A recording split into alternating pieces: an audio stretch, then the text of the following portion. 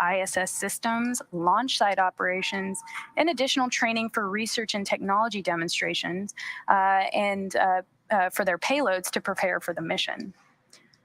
It's also a very serious science and research focused effort. More than 25 research investigations are planned during the mission, including some pretty cool Axiom Space managed experiments like the Tesserae prototype, which is a self-assembling space habitat made out of robotic tiles, and the JAMS air purification demonstration, where they're looking into technology for things like air purification.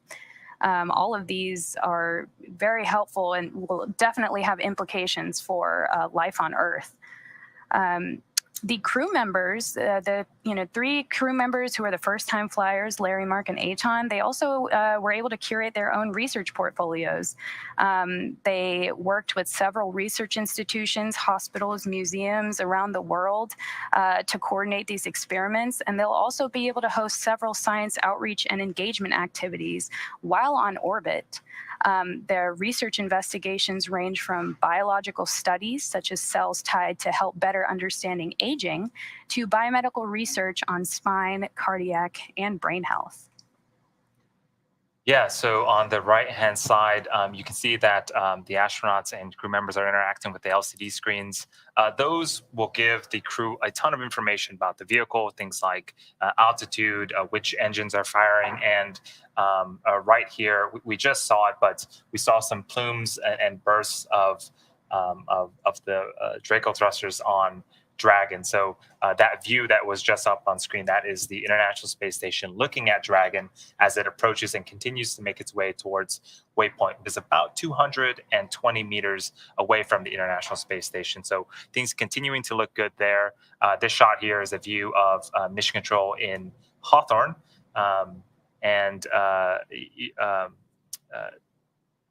Before, when we had the dual pan up, we also had a view of Dragon looking at the International Space Station. So very, very cool views. Absolutely. Some of the other, really fantastic technology that the crew will be looking at on board, in particular, Mark Pathy will be testing a 3D two-way holoportation device. The self-assembling space habitat wasn't exciting enough. They'll be looking at this holoportation device, which is a mixed reality app using special lenses to project images via holograms. The innovation could be used to connect astronauts with loved ones on Earth on future long-duration space missions to combat feelings of isolation and loneliness. And, as NASA sets their sights on, returning to the moon, going to Mars, and, even beyond, those questions and behavioral wellness issues become, more and more relevant, in those situations.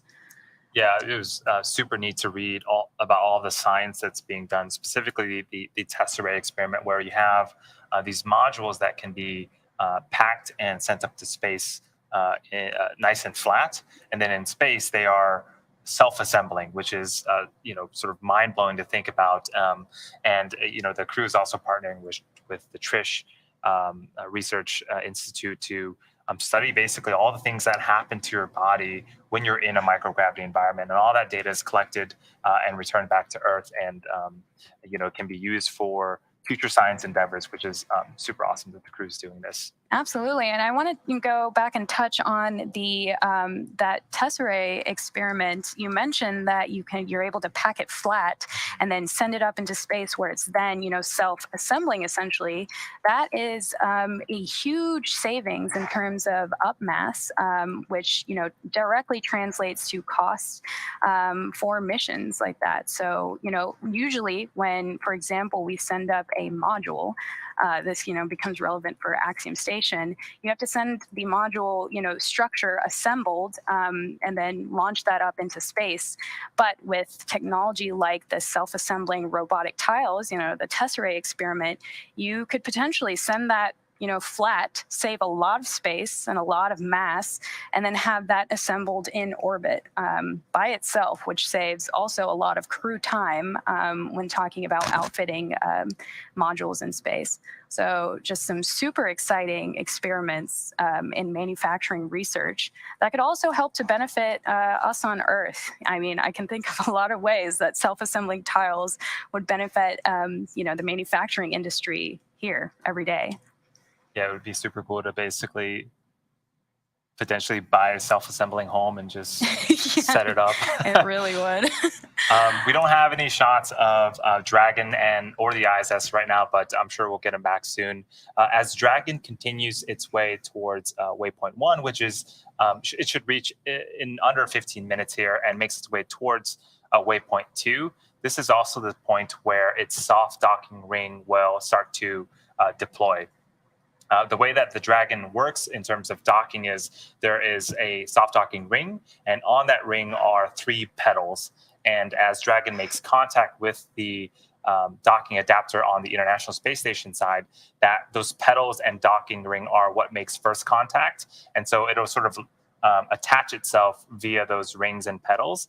And then there are 2 sets of 6 hooks that will drive into place, and that will be what we call hard capture. And so at that stage, that's when sort of docking is complete, but it's done in a couple of different stages.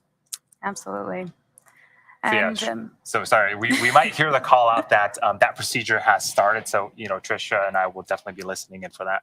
Yeah, we certainly will be. In the meantime, though, it's noteworthy it's worth spending time on the fact that, the crew is representing 4 different countries: America, Spain, Israel, and Canada, for outreach in 5 different languages. So, a large component of their mission objectives are conducting excellent science. But in addition to that, they're also helping to inspire people on Earth to pursue science and engineering studies. The crew represents, as I mentioned earlier, 4 countries and will be completing outreach experiments and events in 5 languages, specifically Spanish, Hebrew, French, English, and Arabic, which just helps to contribute to expanding efforts to connecting with more people around the world.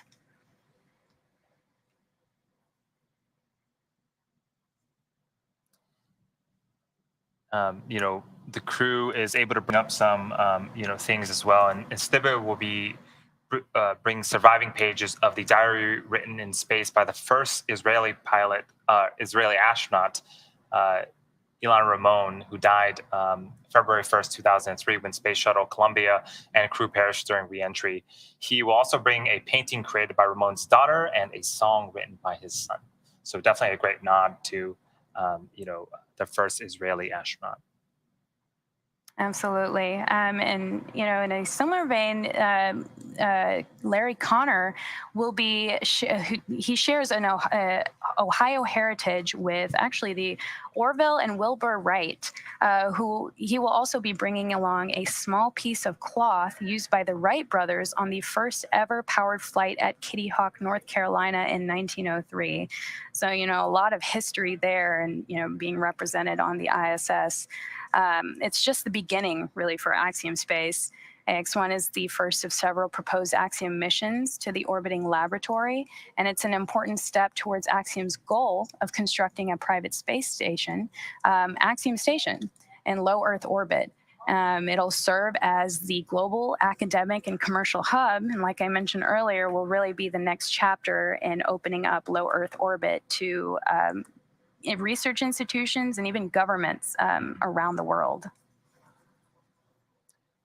So for now, we are under 10 minutes now for Dragon to reach waypoint 1, getting awesome views of Dragon. So the hatch is open, and there is a centerline camera at the center, basically, of Dragon. That is what Dragon is using to line itself up with the docking target on the International Space Station. But yeah, things are continuing to go smoothly. I'm going to send it back over to Dan at JSC for updates. Hey, thanks, Andy and Trish. We are just 7 minutes away from arrival at waypoint 1. And so Dragon right now only just under 330 meters away from the station. It's continuing this spin from underneath station to directly above. We're going to line up on the docking axis at waypoint 1, just 220 meters away from International Docking Adapter number 3, which is on the space-facing port of the Harmony module. Harmony hosts both of the international docking adapters on the station right now, which is used for all U.S. commercial docking vehicles. So far, Dragon the only one to make use of it, both the cargo and the crew variants. And we've got another Crew Dragon docked to station that delivered our SpaceX Crew 3 astronauts. And pretty soon we're going to have a second one, Crew Dragon Endeavour. So in just about 6 minutes, we'll hit waypoint 1, and then we're going to continue on in from there. The team's already getting the go to continue into waypoint 2. And waypoint 2 will be just 20 meters away from the docking port on that space-facing side of Harmony. And then we'll pause at waypoint 2 before we begin that final approach. And so all of this, again, being done autonomously by the flight computers on board Dragon. We've got 3 redundant ones that are constantly calculating its position relative to the station. While we were still quite a bit further away, we were relying on GPS and star trackers to fine-tune Dragon's path towards the station. Ever since we got in closer, we've been using as the primary means the Dragon Eye system, which uses a combination of different navigational tools. One of the primary ones is a form of LiDAR laser range finding, where we're essentially bouncing lasers off of reflectors on the station. And then those sensors are able to tell how long it took for that laser to travel back, and that gives you a distance output immediately. And so it's using those to constantly ping with station. Dragon Eye also has an infrared camera set up that the crew can use should they need to take manual control. And we use infrared as it doesn't matter what the lighting conditions are, that camera is usable. So even if we're in a complete orbital nighttime, the crew could use that camera. And there's a shot with the half moon also in the distance behind Dragon, as it is almost directly above space station at this point. We're just 4 minutes away from waypoint number 1. And as Andy said, there's a couple of additional cameras on Dragon. There's 2 pointing directly out of that top hatch. There's a Centerline camera and one that's just known as a media camera, just giving us additional views of space station from Dragon, not used at all in the actual guidance and navigation control, but just something that we get to use to bring you along for the ride. And also, importantly, just gives additional situational awareness for teams on just relative positioning of Dragon. But we've not had any issues so far with our approach. We're just about 3.5 minutes from waypoint 1. We don't have video from the space station right now. Unfortunately, we are going to have a couple of gaps just as we get into the really interesting phases as Dragon gets in close, but we'll get that video back pretty quickly. We have all of that signal coming down from station through those TDRS, the tracking data and relay satellites. Every once in a while, the antennas that point towards those satellites might get blocked by some piece of station structure, and that can cause the dropouts, or when we're just out of the range of the satellites themselves, we'll usually do what's known as a handover as we just transition between the different TDRS satellites. But we'll have a little bit of blockage during the final approach phases, but we should have good views of Dragon during that docking portion. Dragon, SpaceX on the big loop. We're 2 minutes out from waypoint 1. Approach 1 and soft capture ring extension will begin shortly. Dragon will continue approach to waypoint 2. As a reminder, manual impulsive retreat recovery is not permitted.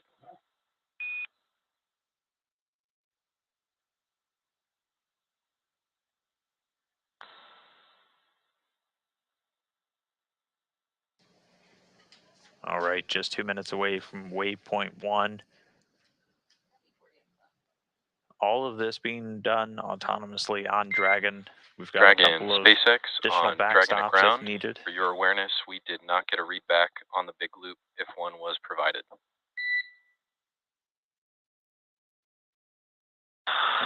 SpaceX Endeavor on Dragon to ground. We'll investigate and be back to you.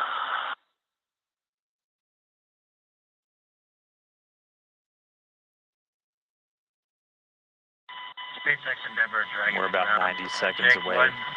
was provided a response, that is, and I waited probably 2, maybe 3 seconds after seeing the mic to start speaking, so I'm not sure what else to do. Would you like to have Larry try a comp check on the big group? Copy all, MLA. We had you 3x3 there on Dragon to ground. Good suggestion for Larry to try the big loop. We'll stand by.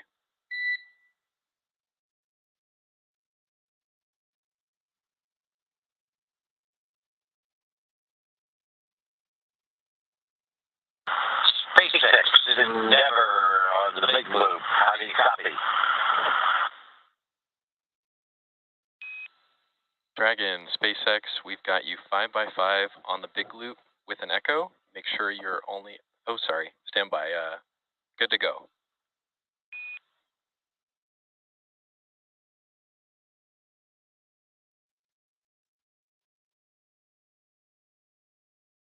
SpaceX Endeavor Dragon to ground. I think we'll let Larry be the key transmitter on the big loop, and I'll switch to Dragon to ground. Okay, MLA on Dragon to ground, copy all, and understood.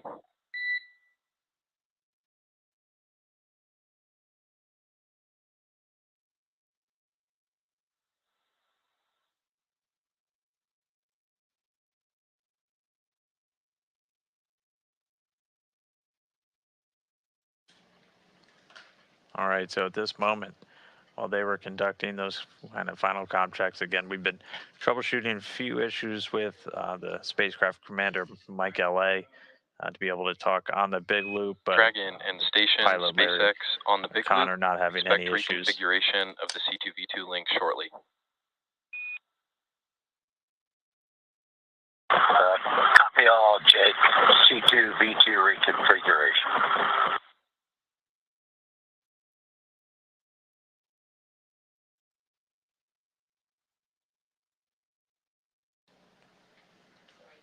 And so they're going to reconfigure Station on C2V2 two. that's Dragon has supporting had expected communications attitude. for visiting vehicles. Copy. Thanks, Tom.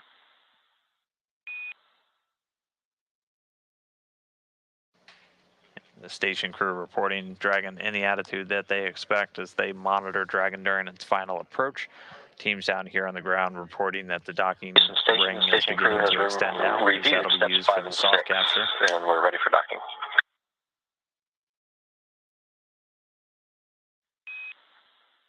Copy that, Tom. Ready for docking.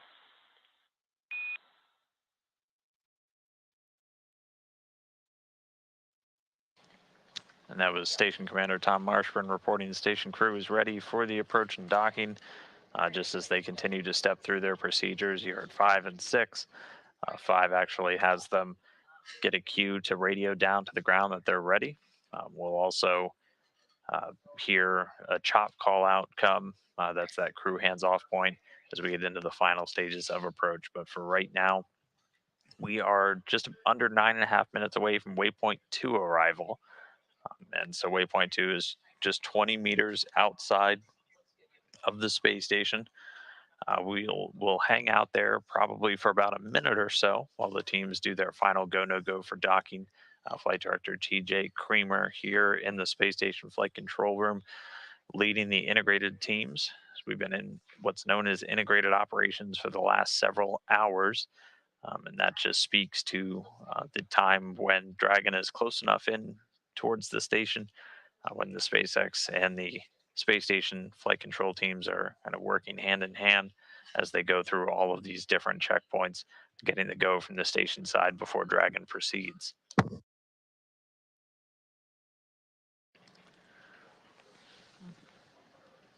And And so the docking ring on Dragon is beginning to extend. That's going to be used for that initial contact and capture. Andy gave a really great description. There's 3 pedals on the docking ring on Dragon that are basically going to guide it in for that first capture moment with a passive system on the station side in that international docking adapter. After that docking ring then gets retracted, that'll bring Dragon close enough in to enable a series of 12 hooks. That'll give us a hard mate. After that point, we can continue with a couple of the other post-docking activities, like extending an umbilical that's going to integrate hardline communications data and power between Dragon and the space station.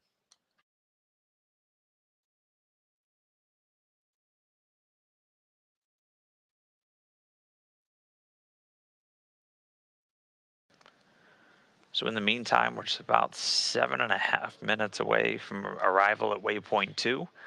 And per the timeline, just about 17 minutes and 45 seconds from our expected docking time, which was originally slated at about 6:45 a.m. Central Time, 11:45 GMT. So again, that time is just updating automatically on board Dragon as it calculates its amount of time that it's going to spend at each of these waypoints, the duration of the burns and the approaches. But at this point, we're under 7 minutes away from waypoint 2. Dragon just about 144 meters away from the station.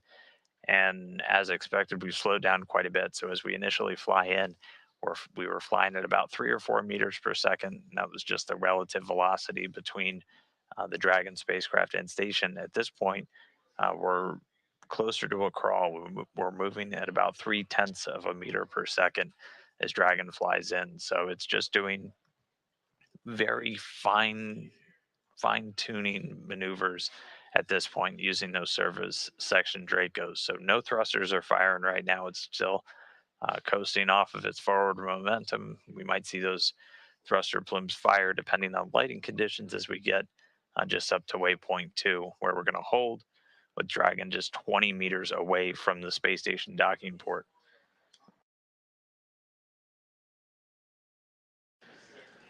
And there you can see some of those thruster firings now as the lighting conditions do change.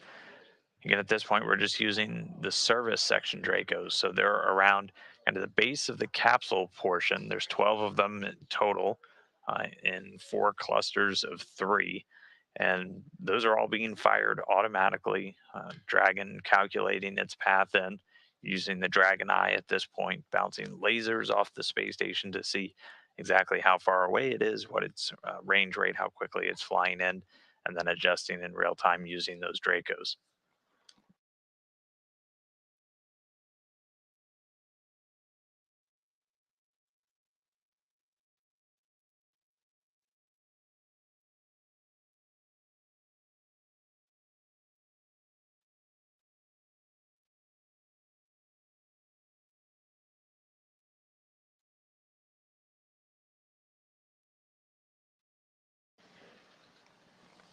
All right, so we are under 5 minutes away from arrival at waypoint 2, so that'll be our final waypoint, and then we'll be ready for the final go, no go for docking, just about 15 minutes away from the expected docking time.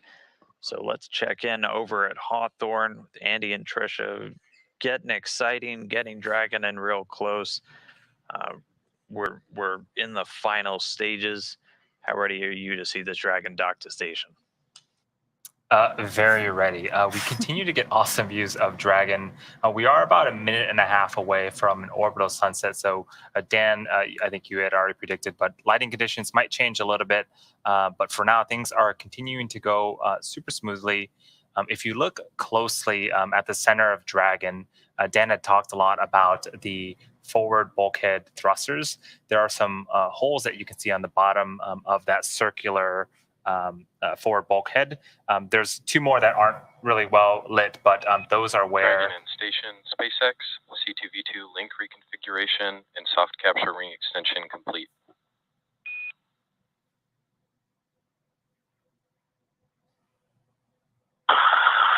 SpaceX, Endeavor, copy all.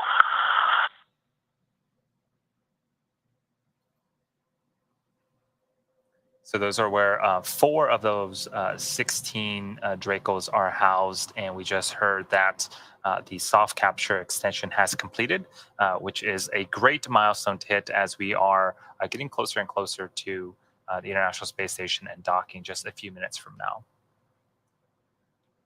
Yeah, if we're excited about docking, I can only imagine what the crew really feels like. I'm sure, they've had a long journey to here, but once they get there and they ingress into the station, they'll be, hitting the ground running. We talked a little bit earlier about the volume of science experiments that they'll be completing while on orbit. Let's talk a little bit more in detail of what the 3 first-time flyers are bringing to the station. So first off, our AX-1 mission pilot, Larry Connor, has partnered with several research institutions across the U.S. to study aging, heart, and brain health. He'll be a participant in studies as well on heart function and brain and spine health. He will participate in tests and MRIs before and after the mission to really test the effects of microgravity exposure on the human body. He will also conduct cell cultures in space.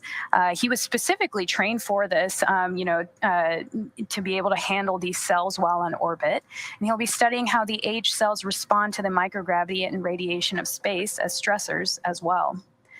Next, our mission specialist 1, Eitan Stiba, is conducting a variety of studies selected from across Israel in partnership with the Ramon Foundation and the Israel Space Agency. He will be monitoring eye health, cognitive performance, and stress while in space. Other topics selected for the Rakia mission that he's flying under will include the microbiome, fluidics and optics, plastics recycling, cardiovascular health, radiation protection, and other tests of technology and equipment. He will also be observing the Earth's atmosphere for thunderstorms to better understand how lightning is coupled in the upper and lower atmospheres. And on top of all of that, he will also be conducting several education and artistic activities to inspire children back home on Earth. This includes reading a Hebrew poem from space for the first time. And Mark Pathy has partnered with multiple Canadian research universities, the Royal Canadian Geographical Society, and the Montreal Children's Hospital to conduct a variety of STEM studies. For the Montreal Children's Hospital, Pathy is examining musculoskeletal pain. The aim is to better understand the genetics and cellular pathways of pain and how the microgravity environment could contribute to pain sensation. Pathy will conduct in other biomedical experiments as well. SpaceX Endeavor on the big group. All visors down. Dragon, SpaceX on the big loop. We copy all. Expect a hold at waypoint 2 for ISS troubleshooting. Dragon systems remain healthy. Teams working on it. Stand by for more.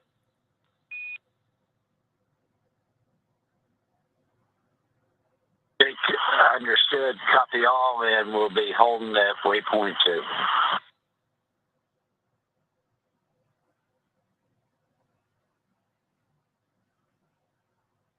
So, quick update from the core.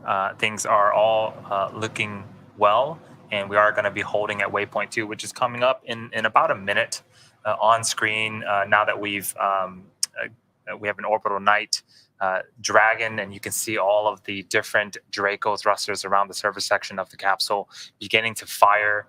All of these micro adjustments and micro movements are all autonomous from the Dragon vehicle. As Dan had mentioned, the Dragon vehicle is extremely smart, and so it knows where it's at, what it needs to do to maintain a position and dock successfully here in a couple of minutes. So continuing on with Mark Pathy's research, he'll be participating in other biomedical experiments as well. He'll be wearing a biomonitor while exercising to record heart, lung, and circulation performance. He'll monitor changes in sleep and eye health, and he'll also test an augmented reality device intended to assist with medical care in the event of an emergency. Houston Station on the big loop, we show ourselves in step 4 of 1.102, confirm it's on hold. Altitude looks good, and we are still waiting for video views. Copy that, Tom. We are working on video right now. Stand by for more words.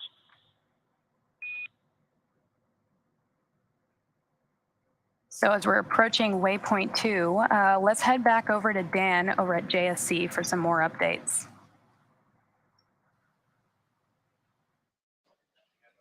Hey, thanks, Trisha and Andy. So as you heard, Dragon is at waypoint 2. So we're just 20 meters away from station, and we're holding here. All systems continue to be go. The mission director at Hawthorne has given their go for docking. We're currently just troubleshooting some video accessibility for the crew on board station before the station team's ready to give their final go for docking. So we'll just hang out here at waypoint 2. Again, this is why we build in these different kind of checkpoints along the way. And we go through a series of go, no goes just to confirm everything's working as we expect before we continue in.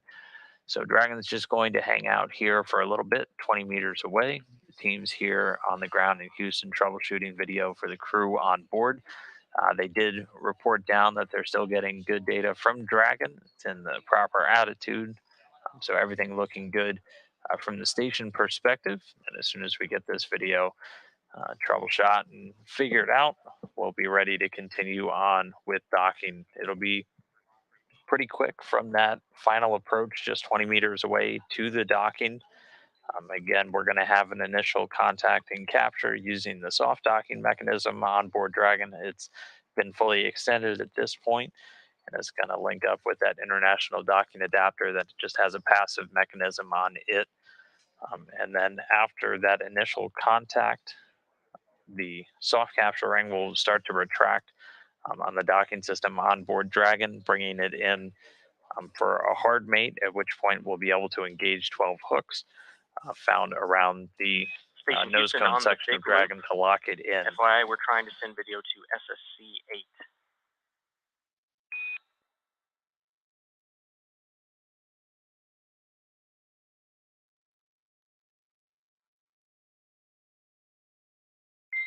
Dragon, SpaceX on Dragon to ground.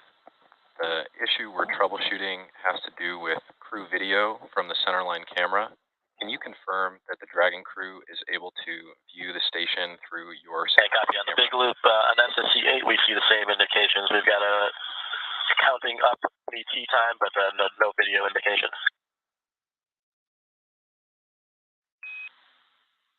Copy that. Give us 2 minutes, and we're hoping it'll be there. SpaceX Endeavor Good, we'll let you know. on the ground. That's perfect. We have good video on both Centerline 1 and Centerline 2. Was that the question?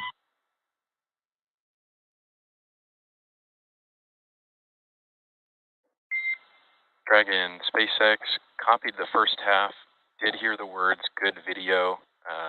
If you could elaborate what the second half of the call was.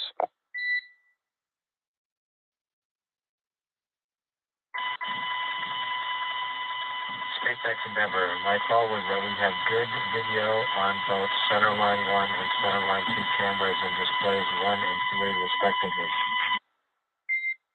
Copy all, Dragon. Thank you.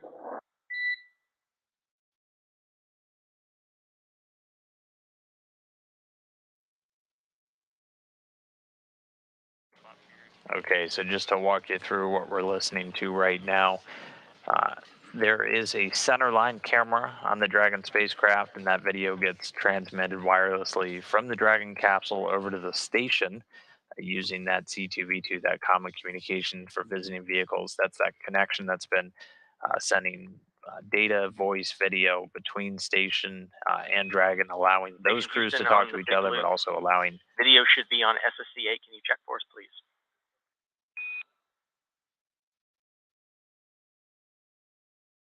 Yep, still no joy. We've got the lab camera pointed at that screen as well, so you can see what we're seeing. Copy, we see it. Still assessing.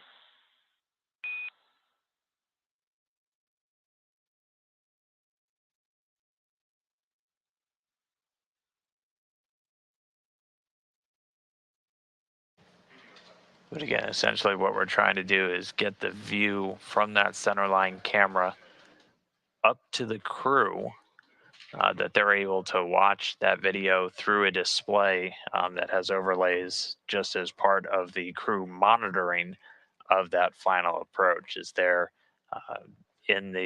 essentially in the chain of command for monitoring Dragon and also potentially sending abort commands or anything of that nature. So one of our flight rules is we need that centerline video to be available to the station crew. And we did get confirmation that that camera is giving good video to the crew on Dragon. So the team's right now just troubleshooting a couple of steps to get that video to the SSC, the space station support computer that the crew's using for monitoring. So they're trying a couple of different computers. They're going to try a couple of resets and reconfigs to get that video up and running for the crew. So right now we're just hanging out at waypoint 2. We're about 20 meters away from the space station. We can continue to hold here while they troubleshoot. And again, we're just waiting for that video issue to get worked out for the crew. And then as soon as we get that, we can continue on with the docking, which will come shortly after we're able to depart waypoint 2. Again, we're just going to hang out about 20 meters away from on station. the big loop, we copy potential version issue right there. Lost the end of your call as we went through a mask on KU.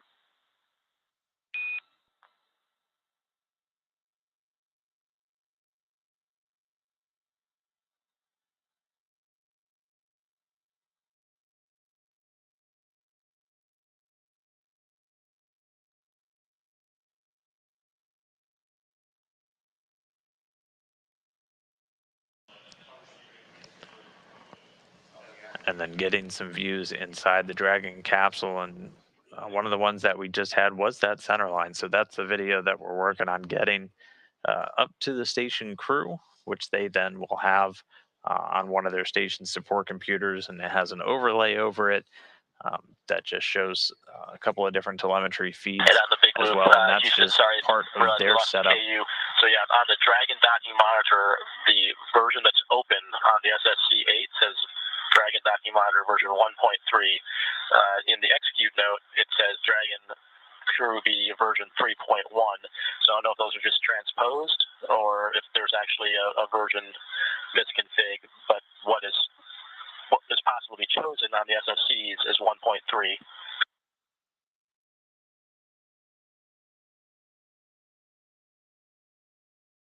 Copy, stand by.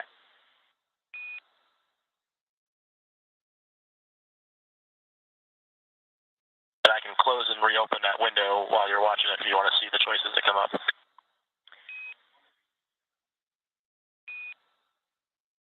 And standby 1, we are assessing. Give us 1 more minute.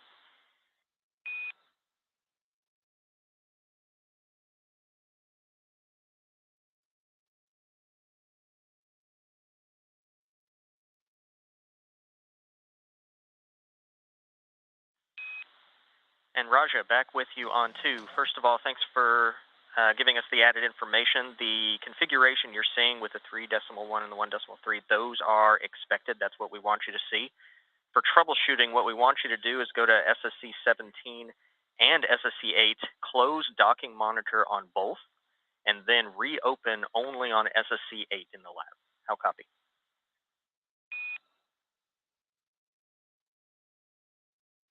We will close docking monitor on 17 in the cupola and close it on 8 in the lab, and then reopen it only on 8. Good copy, thanks.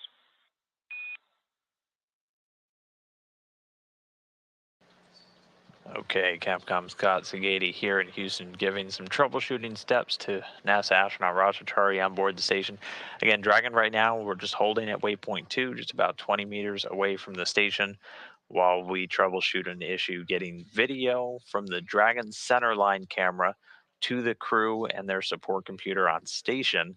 That's a requirement for their monitoring during this final approach. So Roger was just given the instructions to go to 2 of the different SSCs, the station support computers, one located in the station's cupola, and then one located in the Destiny laboratory.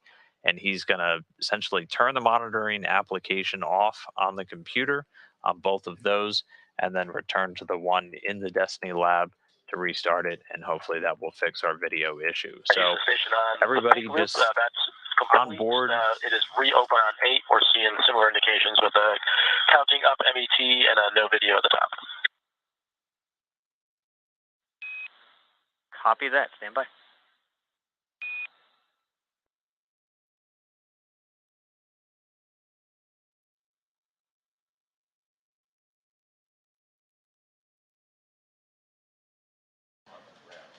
And so they're continuing to troubleshoot this view from Dragon, looking straight down the barrel of the international docking adapter, continuing to essentially just float stationary, just about 20 meters away from that docking port. Again, we're continuing to go through some IT support steps, some troubleshooting to get live video from that Centerline camera from Dragon over to the station crew on their monitoring computers, as that's one of the requirements that's in place Station for Houston that on the final big loop. approach You can monitoring please go for the hands crew. off on SSC 8. We're going to do some configuration from here.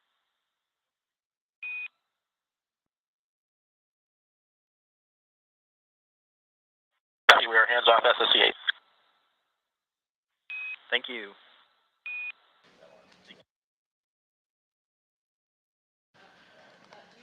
And so now at this point, the crew's going to go hands off. So SSC, again, that station support computer, essentially just a laptop that's used. There's several of them throughout all of station that the crew uses to support different applications, different hardware, different experiments. So they're going to go hands off. And then the flight controller here in Houston, known as Pluto, who will essentially serve as the IT support in this case, is going to go on board and try and do some reconfiguration work remotely on the software. And then once we're able to get that Centerline camera video up and running for the crew, we can proceed. So they're just holding Dragon 20 meters away. We have plenty of consumables, plenty of capability to remain here at waypoint 2 for an extended period of time to troubleshoot. So right now, the AX-1 astronauts inside Dragon, suited up, visors down, just 20 meters away from the space station. And then while we continue to troubleshoot this Centerline video issue, getting it to the crew, once we get that completed, we'll be able to proceed with docking.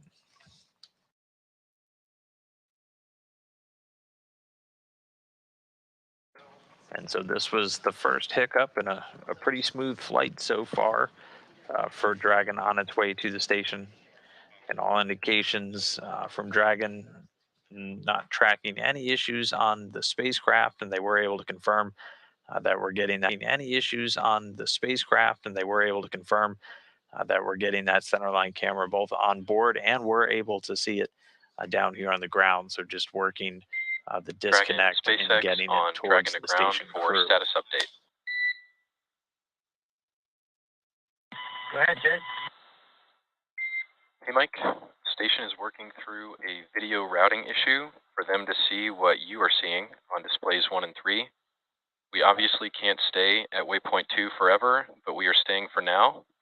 We anticipate at least 2 hours of hold time limited by propellant, and I wish I could, but I can't comment for sure how long this hold will last. How copy?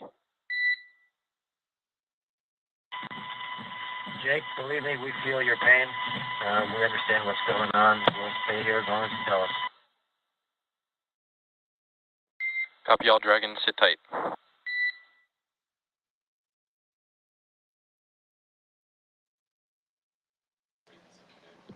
And we got an update from the core that we have at least 2 hours to troubleshoot. Hopefully not that long, but at least 2 hours of prop margin to continue to hold at waypoint 2 while they work this video routing issue. This is the last item, and then as soon as we get this Centerline video up to the crew, we'll be able to proceed in with the docking. They'll have everything that they need for their approach monitoring capabilities on board the space station. And then we'll be able to proceed with docking. This is the Centerline camera on Dragon looking straight down at the station. And again, we're directly above them. So you're starting to see some city lights pass in the distance there from those views. And we're going to continue in this orbital nighttime for about 13 more minutes, and then we'll see the sun start to rise. We will have a couple of gaps coming up with some of our video coverage right around the same time the sun starts to come up. But otherwise, we should continue to get pretty steady views from the space station. And we're just holding at waypoint 2, Dragon just 20 meters away from its docking port.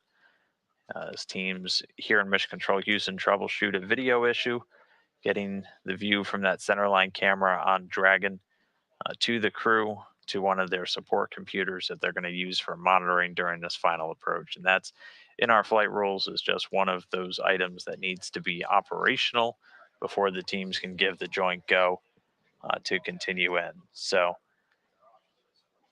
the teams are discussing what our options are while they continue to work through this troubleshooting steps. We've got approximately 2 hours of margin in the propellant for Dragon to just continue to hang here at waypoint 2, just about 20 meters away from the space station. So it's holding itself stationary, flying essentially in formation with the orbiting lab. And then once we get the centerline video issue fixed, we can proceed in with the docking.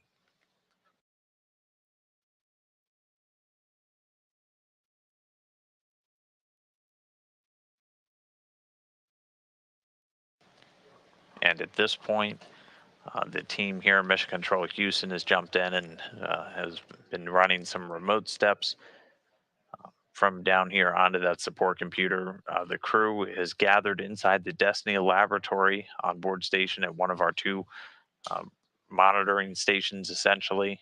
We have one down in the cupola, in the window that looks directly down towards the Earth, where Rajachari was initially for the monitoring. We also have an additional one in the Destiny lab, both also equipped with full robotics workstations that we use for controlling the space station's robotic arm, but also for these monitoring of these visiting vehicle operations.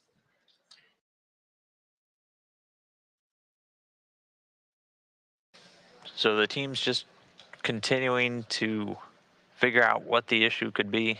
Again, we've confirmed we've got good centerline video camera on board Dragon, and teams able to see it down here on the ground, and just trying to work what that disconnect is with the crew on station getting that video.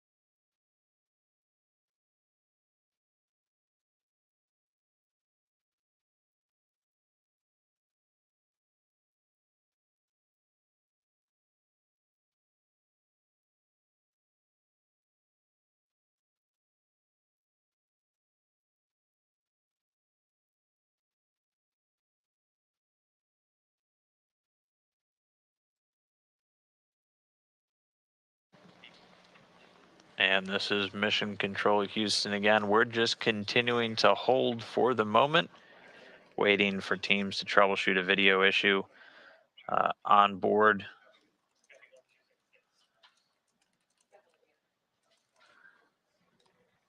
Again, one of the final Station systems Houston we on have the to big have loop in for status. place. Go ahead on the big loop. Yeah, Roger, I wanted to give you an idea of what we're doing right here. So we have a primary plan where Pluto is currently working right now to try to get an alternate means to get you video using VLC. We are working on that right now. If that does not solve this issue here, our backup plan is that SpaceX has a ground pass coming by at 12:23, where they will be picking up video. So the alternate plan will be once we hit there, we're going to try to pipe in the video directly to you through that SpaceX ground site. That's what we're looking at right now. We currently are at about 2 hours left that we can stay at waypoint 2 at this point. How copy? Okay, copy. VLC plan Alpha is the primary plan. We see that SSC8 being worked, and then if that doesn't work, the backup plan is to try to get video piped in once we have a SpaceX ground coverage at 12:23, and copy about 2 hours of consumables to hold at current position. Good copy. Thanks, Raja.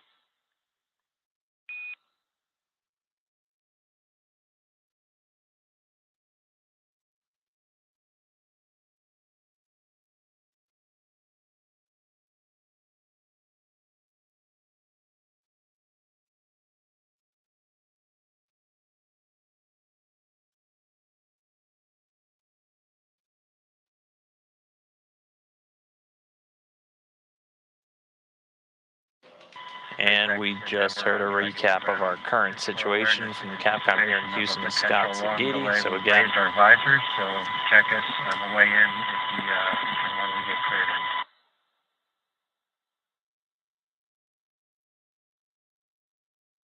Houston station on 2 for crew constraint.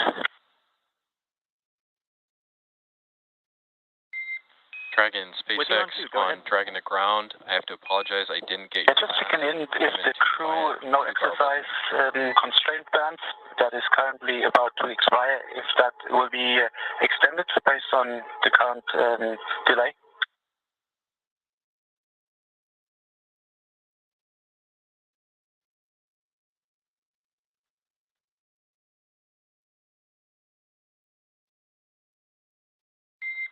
Dragon, SpaceX on Dragon to ground.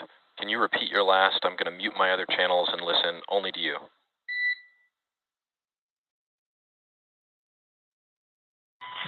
You know, Jake, I don't have the ability to do that, so I'd like to wait for this conversation to end on the big loop, and then I'll repeat it.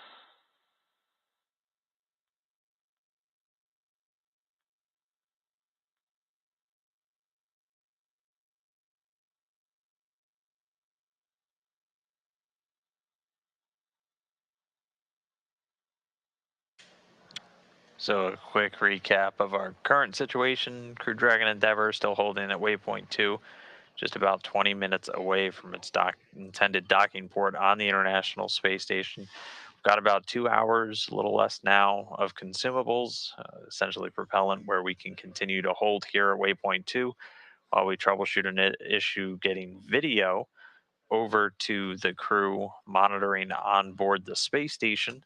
So that's one of the checks we have to have in place for their ability to monitor final approach. So the Pluto flight controller here in Houston is going through a number of steps right now, trying to get them video through an alternate path through a video program on board. Dragon, SpaceX on Dragon to ground, ready to copy.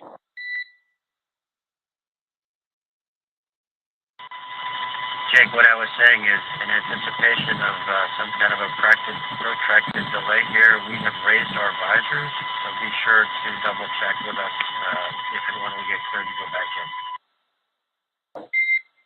Dragon, copy all. Visors raised and absolutely understand. We'll be in touch with any sort of forward plan. I'm sure you're copying on the big loop that troubleshooting is occurring on the ISS side. We've got a lot of chatter on the ground about what to do here. Thank you for your patience. Understand visors are up, and I'll be in touch with more shortly.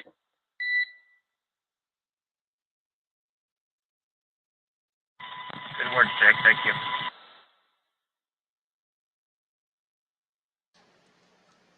And the AX-1 crew taking their visors up, their suits not pressurized, as they continue to hold just 20 meters away from station. So again, we'll continue to hold here at waypoint 2. The teams here on the ground troubleshooting issues, trying to find now an alternate path to get that centerline camera video to Rajachari and the crew on station, who have to monitor during that final approach. If their current troubleshooting doesn't work, we've got a ground pass coming up in about 25 minutes from now, where Dragon will be passing over a SpaceX supported ground site, which also has the capability to get that centerline video down.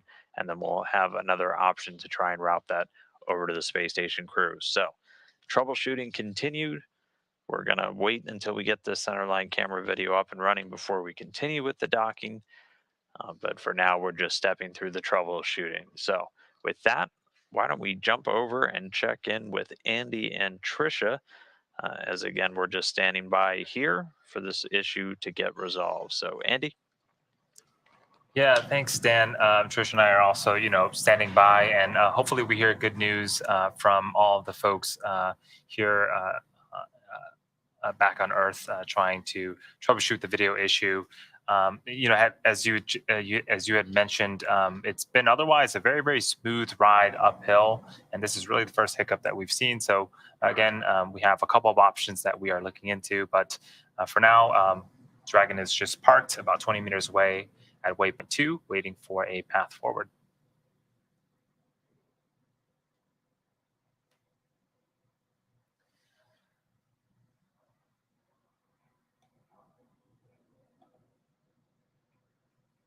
So Dragon has been on its journey to the International Space Station for about 20 hours now. And so after Dragon had separated from Falcon 9, it began what we call the activation and rendezvous phase of the mission.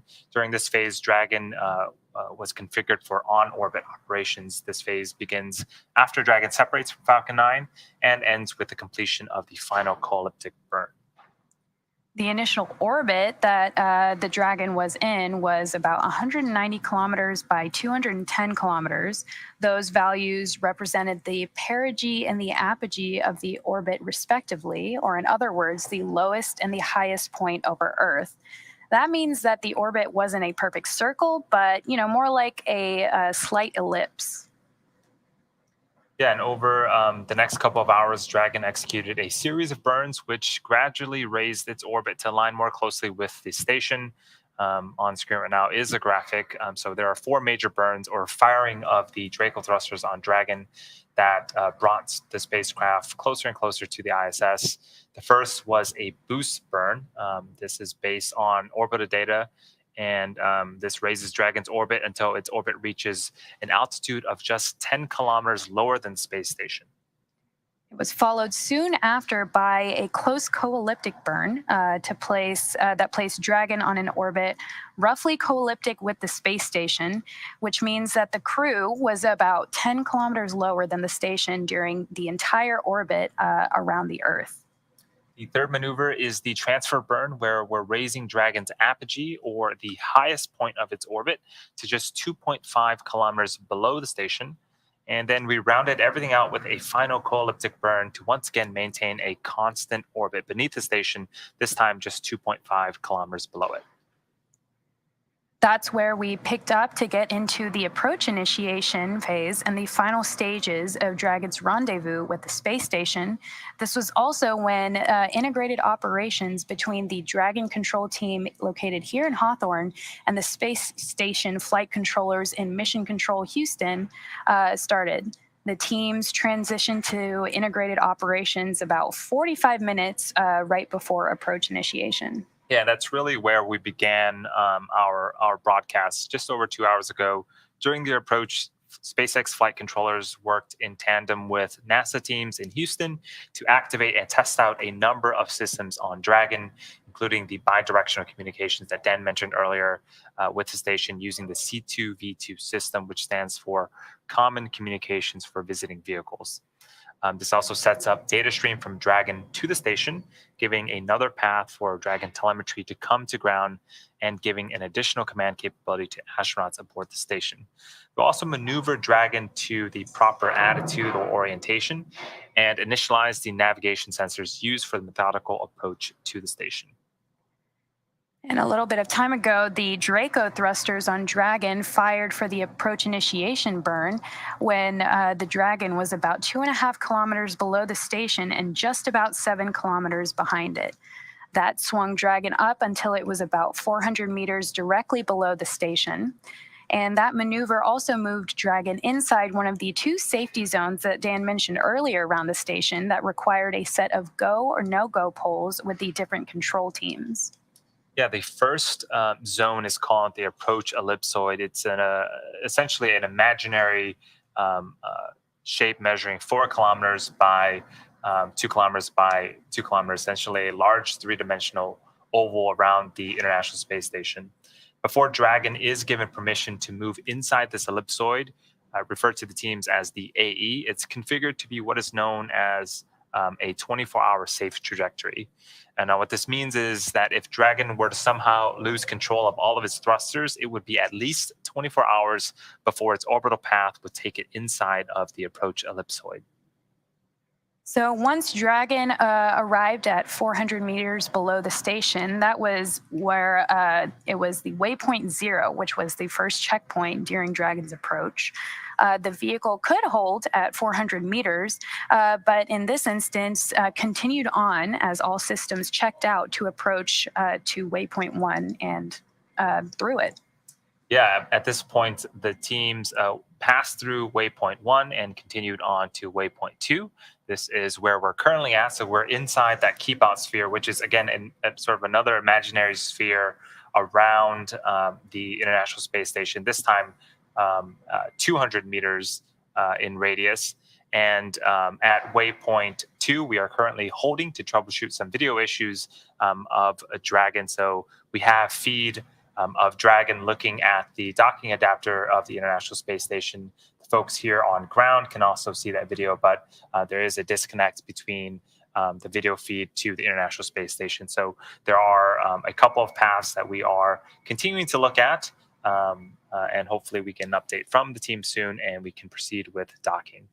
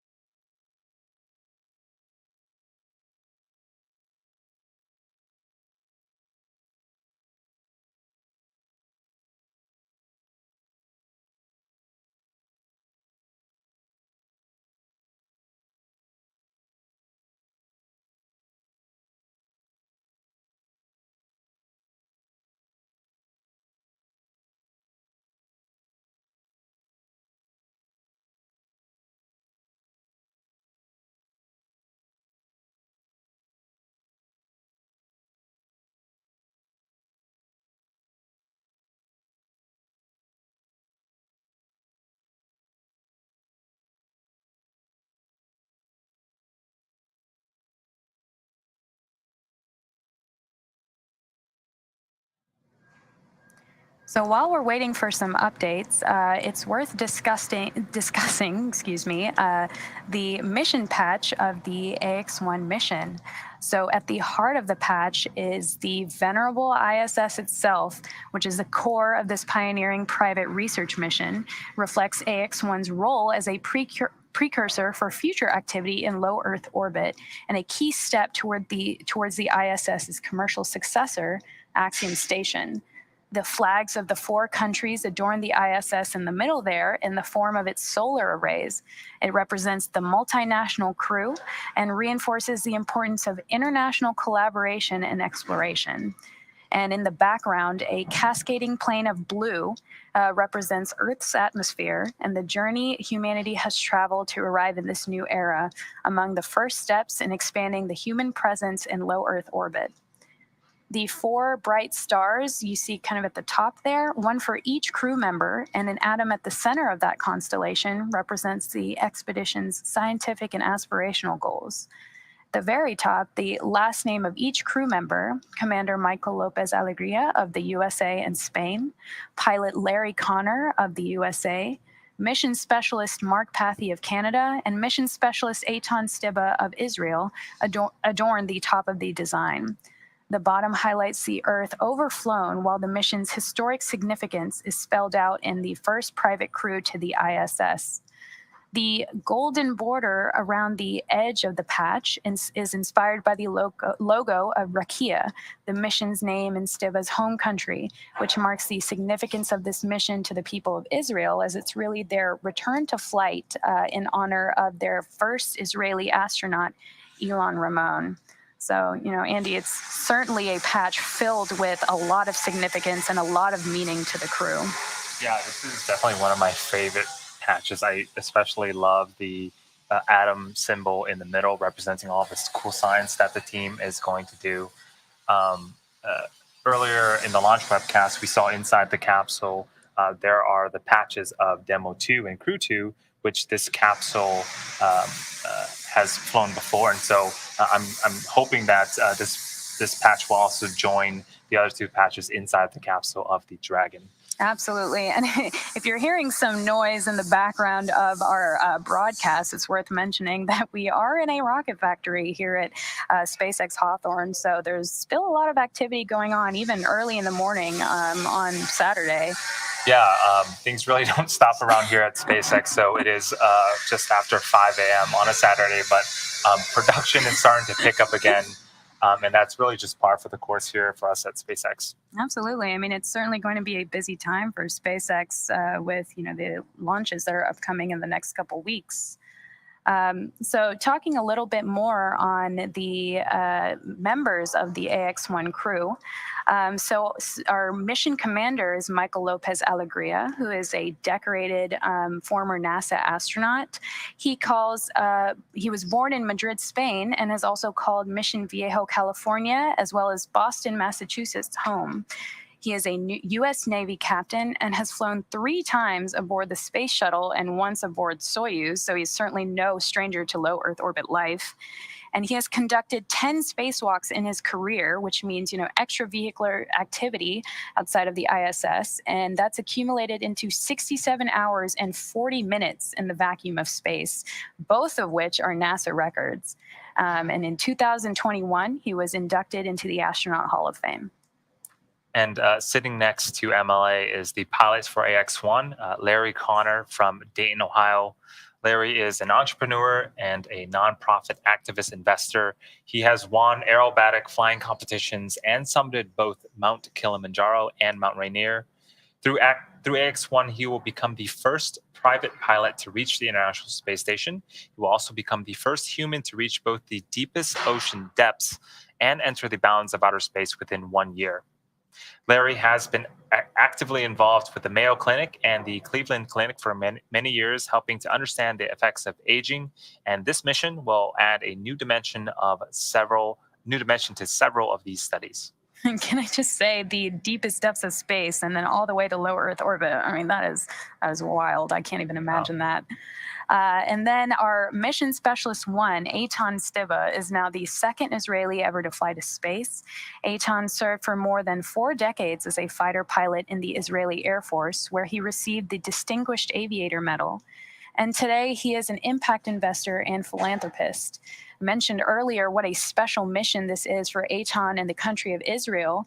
He's working under the banner of the Rakia mission, which has the maxim, "There is no dream beyond reach."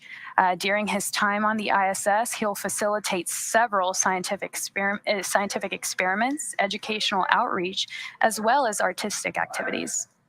And rounding out our crew, Mark Pathy is an entrepreneur, investor, and philanthropist, as well as the mission specialist too on this AX-1 mission. Pathy is currently the chief executive officer and chairman of Montreal-based Maverick, a privately owned investment and financing company he founded that focuses on innovation and social impact. As a strong believer in the importance of philanthropy, Pathy is a member of the boards and executive committees of the Montreal Children's Hospital Foundation, Don LaRue, and the Pathy Family Foundation. Through the AX-1 mission, Pathy has become Canada's second private astronaut and the 12th Canadian to go into space.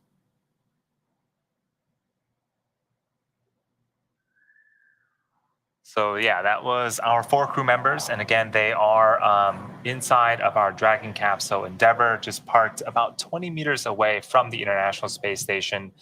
Again, waiting on some video troubleshooting that the teams here on the ground are currently working through.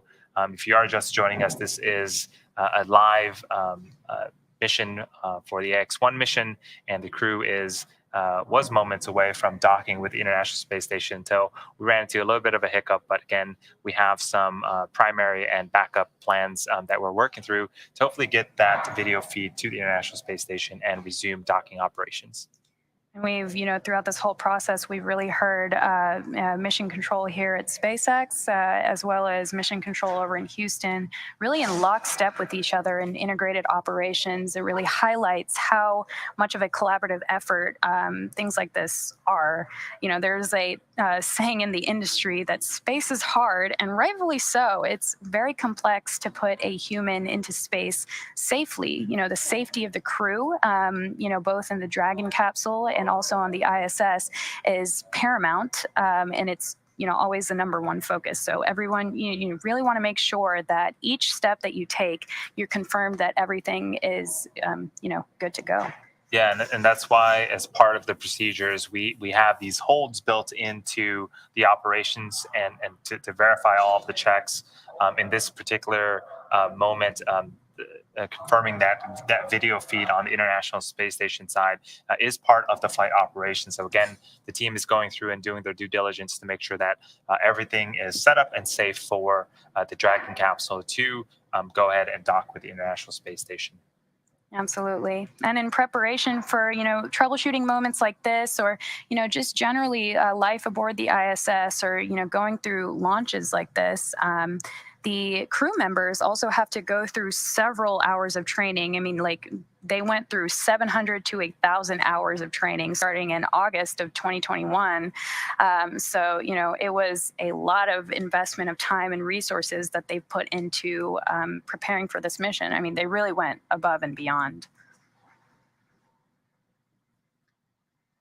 Yeah, the International Space Station and the Dragon capsule have just passed over Peru.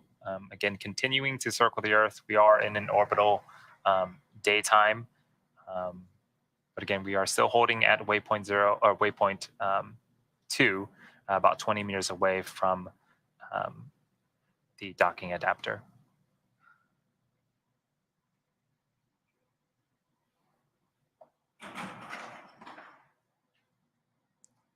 So, Andy, there's no doubt that the incredible efforts of thousands of folks across NASA over the last 2 decades have set the stage for, what is possible in low Earth orbit. The AX-1 mission is a critical step towards opening these possibilities to a host of new participants, governments, diverse researchers, manufacturers, and more people. Here on Earth, we're already seeing benefits from research currently conducted on the ISS, from water and air purification systems to testing medical devices as well as therapeutics. In addition to tech demos and medical research, access to low Earth orbit allows for a connection to the arts and other outreach opportunities. AX-1 is the first of several proposed missions in advance of Axiom Station, the world's first commercial space station. A sustainable commercial low Earth orbit economy means that expanded access to work in space is available. It also frees up NASA and its partners to put their budget towards other exploration programs while granting space agencies around the world more opportunities through commercial efforts. Absolutely. And over its lifetime, the ISS has accomplished an unprecedented feat. It's continuously sustained operations on and off the Earth for more than 20 years, which is not only a true testament to the technology required to physically achieve that, but also to the collaborative and cooperative efforts of thousands of people across the world to ensure that multiple nations, agencies, and entities, both public and private, work together to push humanity forward. And as we move forward, private industries like Axiom Space need time to learn how to establish and maintain those relationships effectively. So by flying our private astronaut missions like AX-1 to the ISS, Axiom is taking essential steps to get that on-the-job training as we work towards building the world's first commercial space station. Axiom Station is an opportunity to continue the story of the ISS, science and research through cooperation and collaboration on a global scale for the benefit of all. So, AX-1 is really the next chapter. Yeah. For now, as we continue to wait for updates of the video troubleshooting issue, we are going to check in with Dan over at JSC in Houston. Hey, thanks, Andy and Trisha. And so just current status, we're still hanging out at waypoint 2, just 20 meters away. We are coming up on our next troubleshooting steps, though. So the issue we ran into a little bit earlier is getting what's known as the Centerline camera. So that's that camera view directly right down the middle of essentially the docking hatch of Dragon, pointing at the docking port on station. And one of our flight rules requires that video to be visible on board the space station for the crew monitoring Dragon during its final approach after we proceed in from waypoint 2. So the teams have gone through a couple of steps to try and troubleshoot that to get the video up to the crew. We have coming up in just a couple of minutes a ground pass. So a couple of things are going to happen over the next few minutes. First, we're going to get our KU coverage back with the space station in about a minute and a half. So we'll get views back from the space station. We'll also get that high rate data link where we can essentially also send video signals up to the station crew. At about 7:23 Central, so in about 2 minutes, Dragon's going to be doing a pass over a SpaceX ground site, which offers another path to get video from Dragon down to the ground. So the teams are going to take that video, ingest it, bring it over here to Mission Control Houston, send it back up to the station crew through another route to hopefully get it into their Station support Houston computer on the big for them loop to for do that status. monitoring. Go ahead on the big loop. Yeah, Roger, wanted to give you a heads up on our plan here. Any moment now, we are expecting KU to come back at this point. We're going to route some camera views so that we can see Dragon better from the ground here. At 12:23, so about 1 minute from now, we are expecting to get a video feed from SpaceX that will just come to NCC Houston over here. That's going to last about 5 minutes. Our plan is we are going to check the alignment, make sure that Dragon is in good position. As long as those checks work, we are going to press ahead with the docking attempt. How copy so far? Okay, copy. About 12:23, you guys will get video to MCC for about 5 minutes. You guys are going to check the alignment on the ground, and if you're happy, you'll land the press ahead.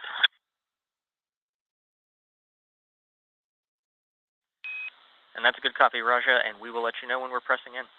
Stand by.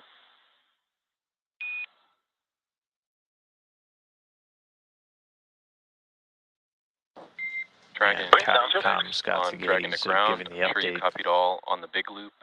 Stand by. We're zipping up a plan here, and I'll let you know before we command resume.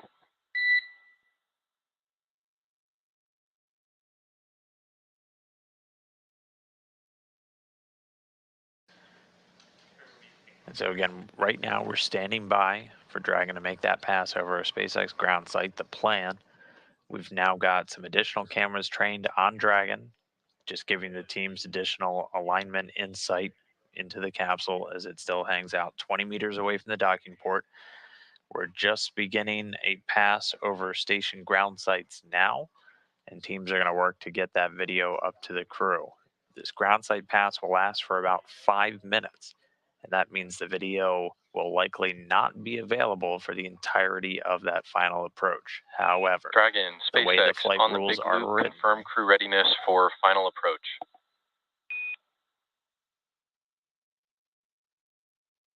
SpaceX Endeavor, copy all. We're ready. Visors down.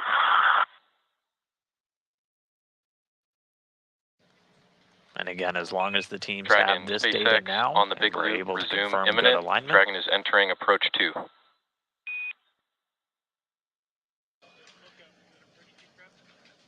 and Dragon's flight computer getting into approach 2 prep. So we've gotten that video. We've been able to confirm alignment here on the ground. The NASA flight director and the SpaceX mission director have conferred and confirmed Dragon is in good alignment. We have additional tools available, giving us degrees off axis, just real-time telemetry of Dragon during its approach. 2 and 1, and we'll be hands off at 2 meters. Good copy, Dragon.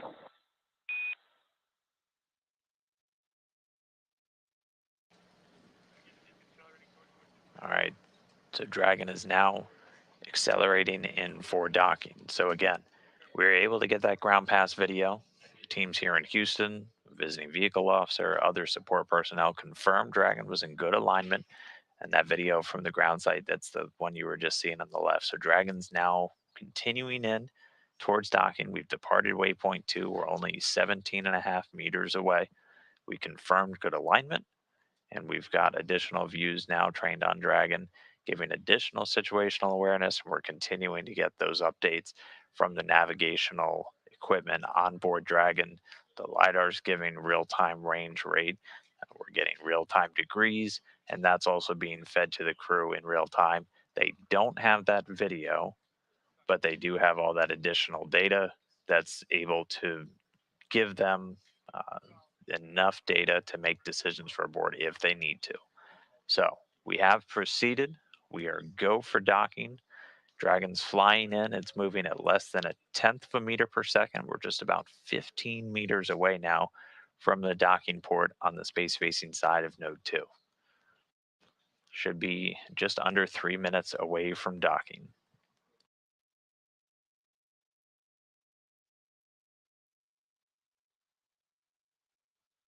And you can see the soft capture ring on the docking mechanisms extended. It's got 3 of those slightly triangular looking shapes, and those are the pedals that are going to be used to guide it in to the passive docking mechanism on the station side. After that makes the initial attachment, that docking ring is going to retract, bring it in, and then it's going to be able to make a hard mate, engaging 12 hooks to give the hard mate, the hard dock, to the space station. SpaceX copies, 10 meters. So 10 meters again. Once we get to about 6 meters, you're going to hear the crew call out chop. That's the crew hands-off point. That's just giving direction to the crew on board Dragon not to make any manual control decisions or movements, as everything gets handled by the flight computer from that point in. 8 meters away. Continuing to get confirmation the Dragon is in the correct attitude, in the approach corridor, not tracking any issues, just past 7 meters from the docking port.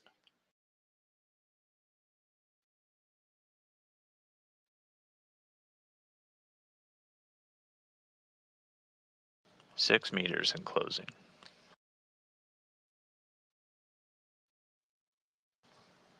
The International Docking Adapter number 3 in view on the SpaceX lower right copies, there. 5 meters.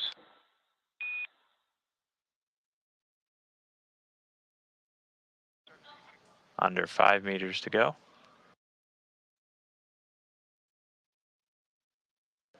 Still seeing good alignment.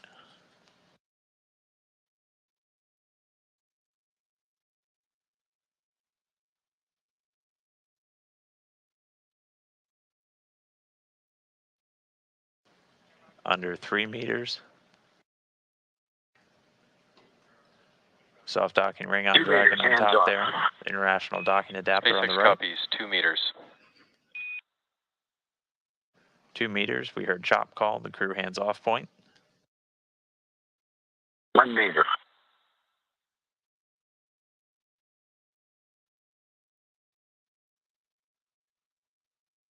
1 meter to go.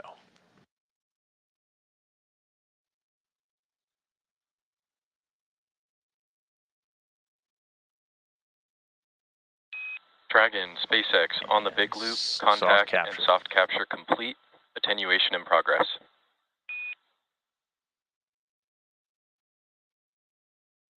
SpaceX Endeavor, copy all, good.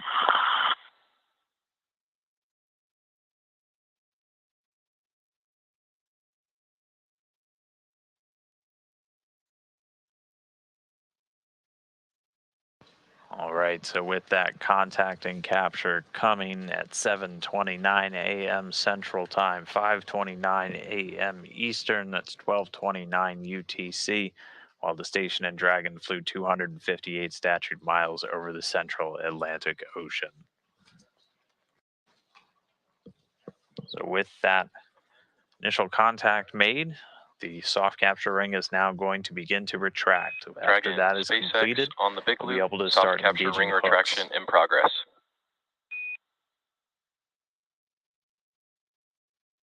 Check soft capture ring in progress.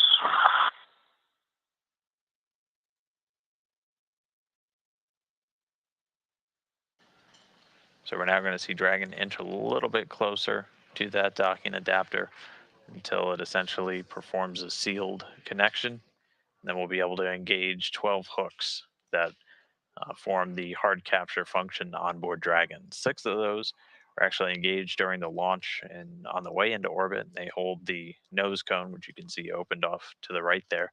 They hold that in place, and then they're opened up once we're on orbit to deploy the nose cone. But 12 of those are now going to engage after the soft capture ring has retracted. Once those 12 are engaged, we'll have a hard mate. Then we can start to connect 2 umbilicals that are going to provide hardline data and power to Dragon through station systems. And then we'll be able to get the docking complete call. And then it's on to some of the post-docking operations. So for the crew inside Dragon, they'll be getting out of their suits, doing some basic cabin configuration as they get ready to open the hatch on their side. That'll be the last hatch to open. Meanwhile, on the station side, Tom Marshburn and the Expedition 67 crew will start outfitting what's called the A-Pass hatch. That's the hatch on the station side. It's got a small valve that Marshburn's going to open up to begin to flow atmosphere to the space between the Dragon and the station hatches. Right now, it's still exposed to vacuum, but as soon as we're able to pull Dragon in and engage those hooks, that will become a sealed space. And so we'll be able to pressurize it, essentially just flowing atmosphere from the station into that previously vacuum space between the 2 hatches. We'll stop a couple of times on the way up in the pressure just to do leak checks and let thermals equalize to make sure that we're actually measuring pressure and how much atmosphere is in there, not just thermal fluctuations. And so once we get that up to pretty much the same ambient pressure as the space station, we'll open the A-Pass hatch first, and then it'll be over to the Dragon crew to open the hatch into Crew Dragon Endeavor. So still waiting for that soft capture ring to retract. This might be a bit of deja vu for Dragon Commander Mike LA, as this is actually the second time in his spaceflight career that he's docked to the space station on a spacecraft named Endeavor. He flew on Shuttle Endeavor back on STS-113, flying to the station in November of 2002 to deliver the Expedition 6 crew. So thank you to our resident spaceflight encyclopedia for that tidbit.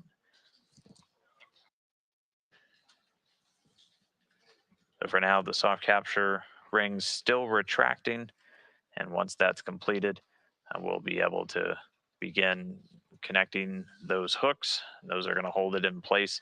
We'll get those umbilicals, and then we'll be able to start stepping into hatch operations.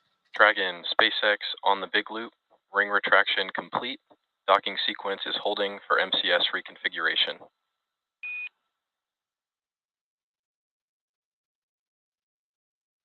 SpaceX Endeavor, copy all.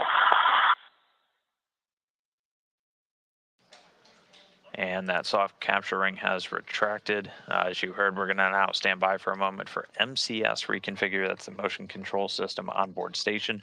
For the docking ops, we had handed over to the thrusters on the Russian segment for propulsive attitude control. Now that the soft capture is completed, we're going to hand back over to the gyroscopes, the large gyroscopes on the U.S. segment that are just run electronically to provide non-propulsive attitude control to the station. And then once that handover is complete, we'll start engaging those 12 hooks, holding Dragon in place, and then getting closer to that docking complete call. But if you're just joining the docking, that initial contact and capture did take place just about 5 minutes ago at 7:29 a.m. Central, 5:29 a.m. Pacific. 12:29 GMT, as both the station and Dragon were flying 258 statute miles over the Atlantic, connecting the spacecraft to the station, carrying the first all-private astronaut mission to Station the orbiting Houston, lab. MCS is configured. Proceeding with hook driving.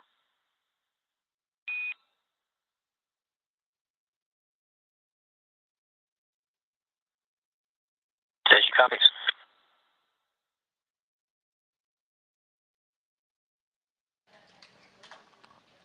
And we now have the motion control system on the station reconfigured back in attitude control being done by the U.S. gyroscopes, and they're now going to start engaging those 12 hooks on the Dragon capsule.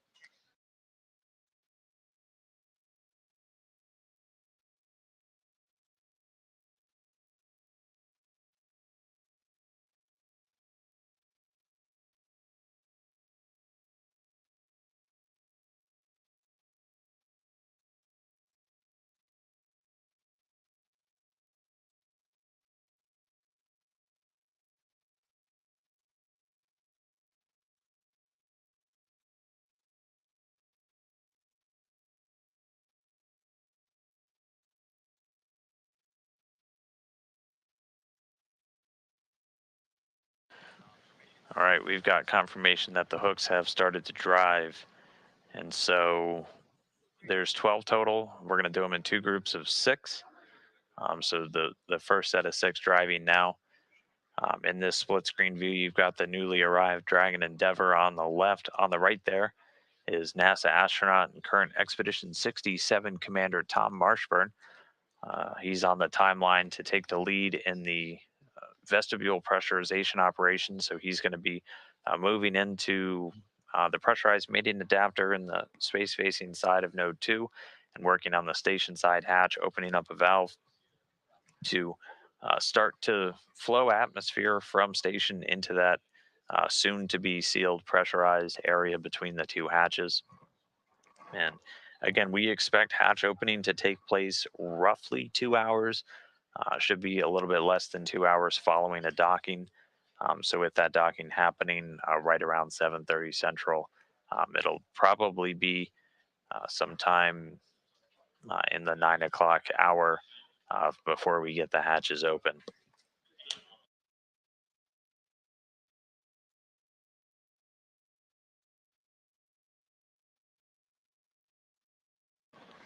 For the crew on board, they're going to remain in their seats throughout this as we continue to drive the hooks.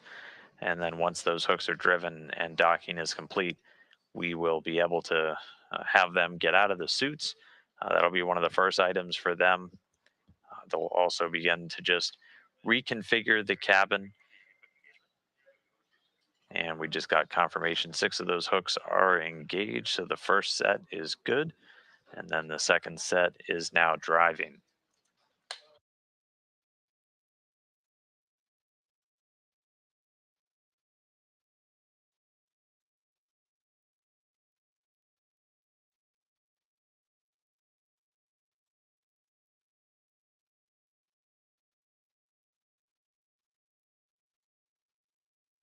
And again, first set of hooks are in place. Second set of 6 hooks are now driving.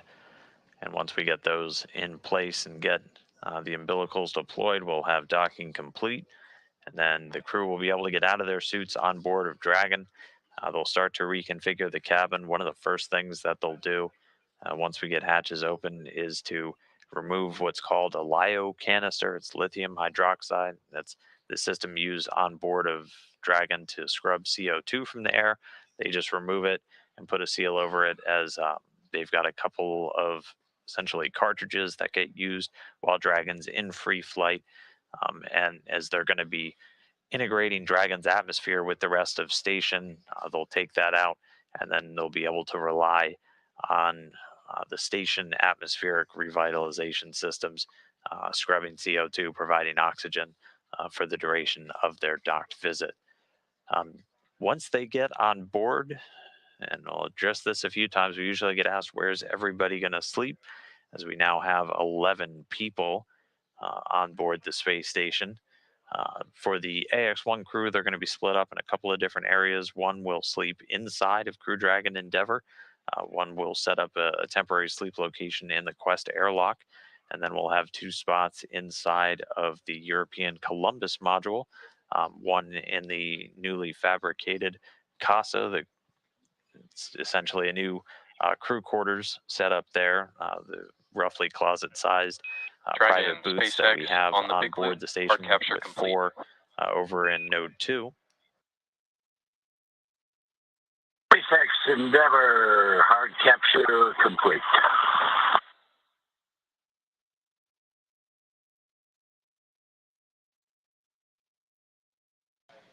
And there's the call. Hard capture is complete. So all 12 hooks engaged and in place.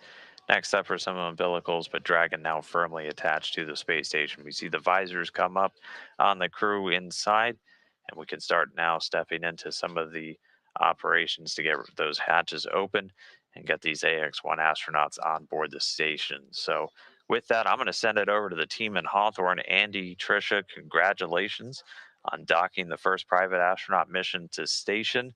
Why don't you take us a little bit for the rest of the way? Yeah, thank you, Dan. Right back at you. That was amazing. And so we did dock about an hour later than scheduled, but I always like to think of it as a silver lining. We were able to get an orbital daytime during the dock. So absolutely gorgeous views of Dragon's approach and contact with the International Space Station. And as Dan had mentioned, and we heard over the nets, hard capture is complete. We are waiting for umbilicals to be plugged in and installed, but Dragon is now firmly secured to the International Space Station. So docking procedures can continue, and eventually the crew will make their way out of Dragon and onto the International Space Station. Yeah, I mean, oh my gosh, it's just incredibly exciting to watch that. I mean, watching the whole process of Dragon approaching the docking adapter and then, completing that dock was just, I mean, personally for me, I was very, very excited. So I can only imagine what the crew is feeling like right now. This is, like setting off the rest of the 8 days that they're going to have on orbit. So just an incredibly exciting time and very special for everyone involved. Yeah, and absolutely an incredible effort from the teams to troubleshoot that issue and get things going. That is really what the joint operations and space is about. You had mentioned it earlier. Space is not easy, but it takes a lot of very dedicated, talented, smart, hardworking folks to make sure these things are done safely. So, with the crew now one step closer to getting on board the International Space Station and starting all of the cool science that I'm sure they're excited to do. Dragon, SpaceX on the big loop, docking sequence complete. I hope you enjoyed the extra half orbit in Dragon, or at least found it memorable. Crew Dragon Endeavour and MLA, welcome back.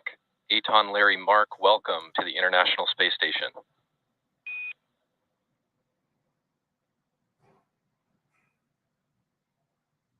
SpaceX Endeavour, we copy all. We're happy to be here, even though we're a bit late, and looking forward to the next chapter. Thanks for all the great work. On behalf of SpaceX, it's been a pleasure working with you. At this time, ground will be enabling power and comm connections. You are go to doff suits per procedure 4.012. We'll bring the cameras external shortly.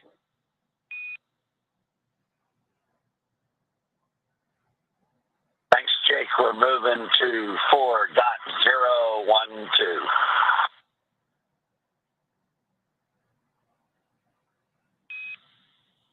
An Endeavour from MCCH.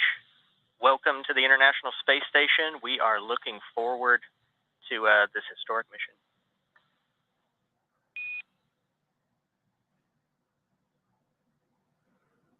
MCCH Endeavour, thanks for all the great work. We're looking forward to moving into the ISS with the other crews.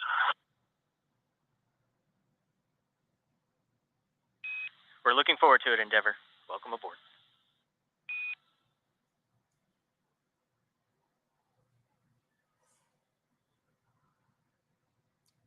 So some final exchanges as the crew on board Capsule Endeavour begin to doff or take off their spacesuits. In the past, they've actually just left. Dragon, SpaceX on Dragon to ground. No response required. Cameras are external.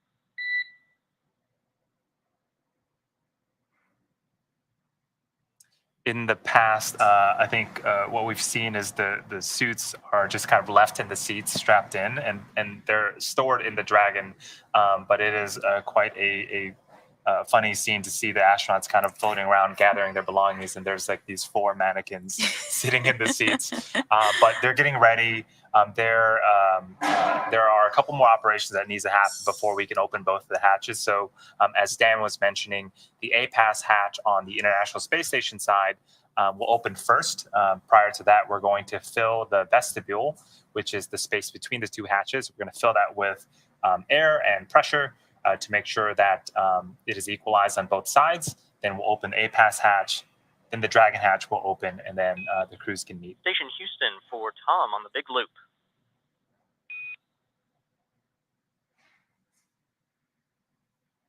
Go ahead, Houston, on the big loop. Yes, sir. Better late than never, but we can now give you a go to get into ingress part 1. And specifically, you have a go through 1.1 and 2.2.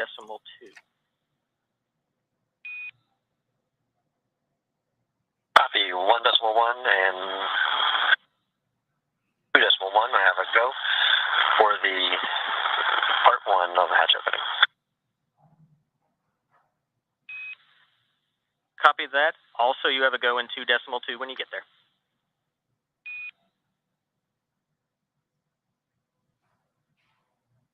Copy and a go in 2.2.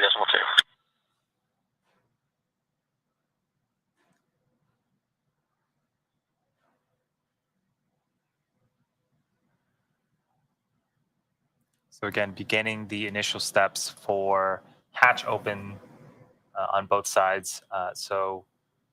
With that, it's been, outside of the small hiccup with video, smooth ride up to the International Space Station. Absolutely. The crew has certainly been on a long journey starting bright and early yesterday, April 8th, for, when they arrived to launch pad 39A, leading all the way up to launch at 8:17 a.m. Eastern and 11:17 a.m. Pacific on April 8th. And now, just having completed the docking sequence, and now they're beginning hatch operations. It's just very exciting to see the whole journey that they've been through. Yeah, the crew has been in space and in Dragon for almost a day, actually. We're coming up on 23 or 24 hours inside the capsule. On board, they were able to eat a couple of meals. They had a sleep and rest period. We did an onboard live event earlier this morning. So I'm sure the crew is super excited to take off those spacesuits and head their way into the International Space Station. And this here is a great view of Dragon. It is docked at the Zenith port. SpaceX Endeavor on Dragon ground. Cabin check. Sorry, cabin mic check. Dragon, SpaceX on the cabin mic. We have you 5x5. Glad to hear you loud and clear again. Lots of exciting things happening. With that, Yeah, let's... same here. Do you want me to do another big loop? At this point, I'm expecting it's a suit issue. That's not gospel, but I think we're good. Oh, I understand. Yeah, com check on the big loop would be good. Cabin mic on the big loop.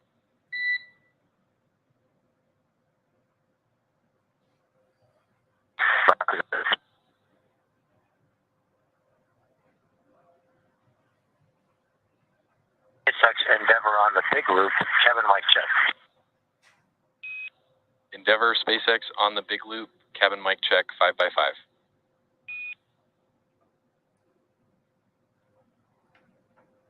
Copy all. Thanks, Jake.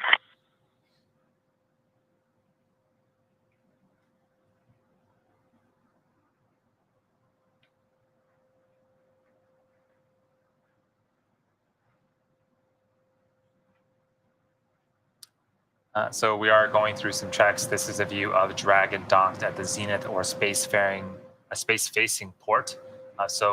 The hatch is actually pointing down towards Earth, and the crew is inside, again, doffing their spacesuits or taking off their spacesuits, getting ready to enter the International Space Station here shortly.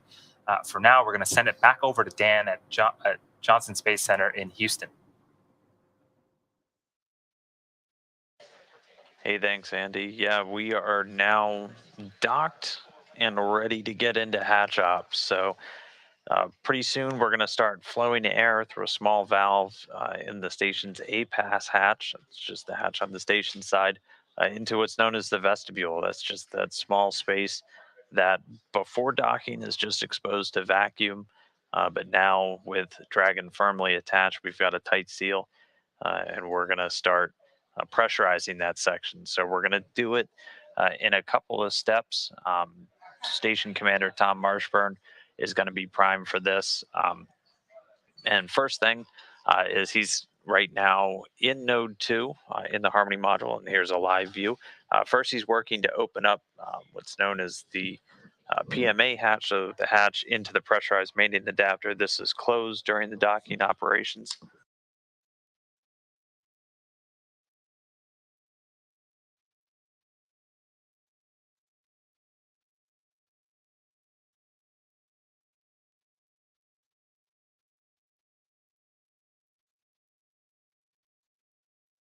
And with that, Tom Marshburn has that PMA hatch open. So you can see now inside the pressurized mating adapter, we do use it for storage as space is limited on board the station. So number of items stored, but you can see the cover to the A-pass hatch now in view. So Marshburn is going to go there. He's going to open a small valve. It's going to start flowing atmosphere from the station into the vestibule. We're going to slowly pressurize that. We're going to use sensors on the Dragon hatch to measure temperature and pressure inside of the vestibule as that happens. So station on the big loop, no 2 overhead hatches. And so right now he's going to... Copy. Hatch open. Thanks, Tom.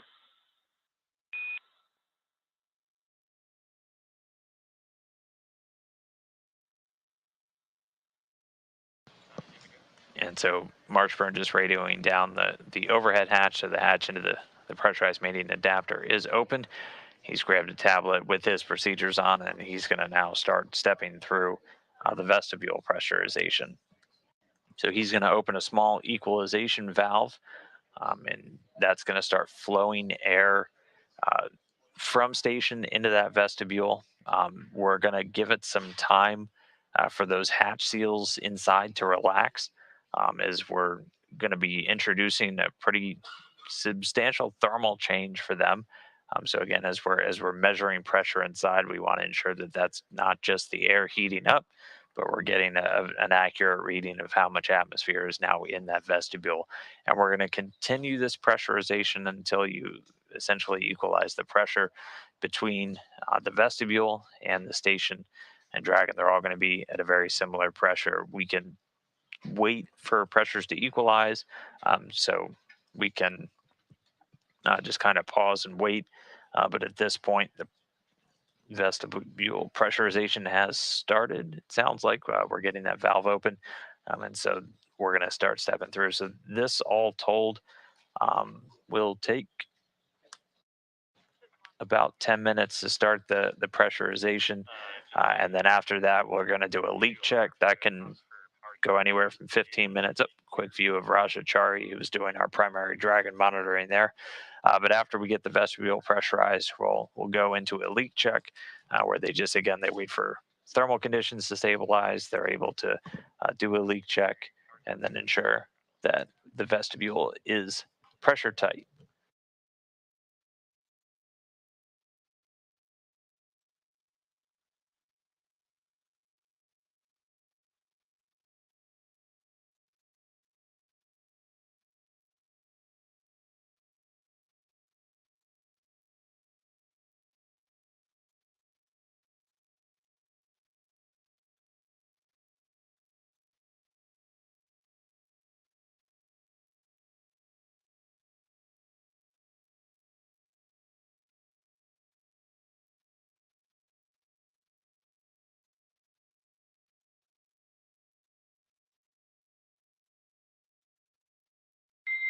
Dragon, SpaceX on Dragon to ground, no response required. ISS crew are stepping into vestibule pressurization imminently. You are free to follow along with telemetry in 4.400 section 4 if you'd like.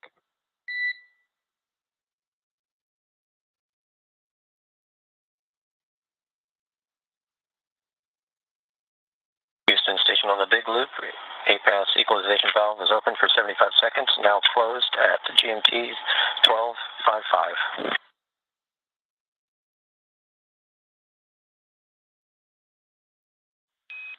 1255, copy.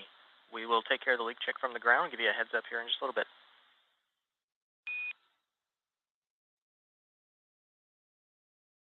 Copy.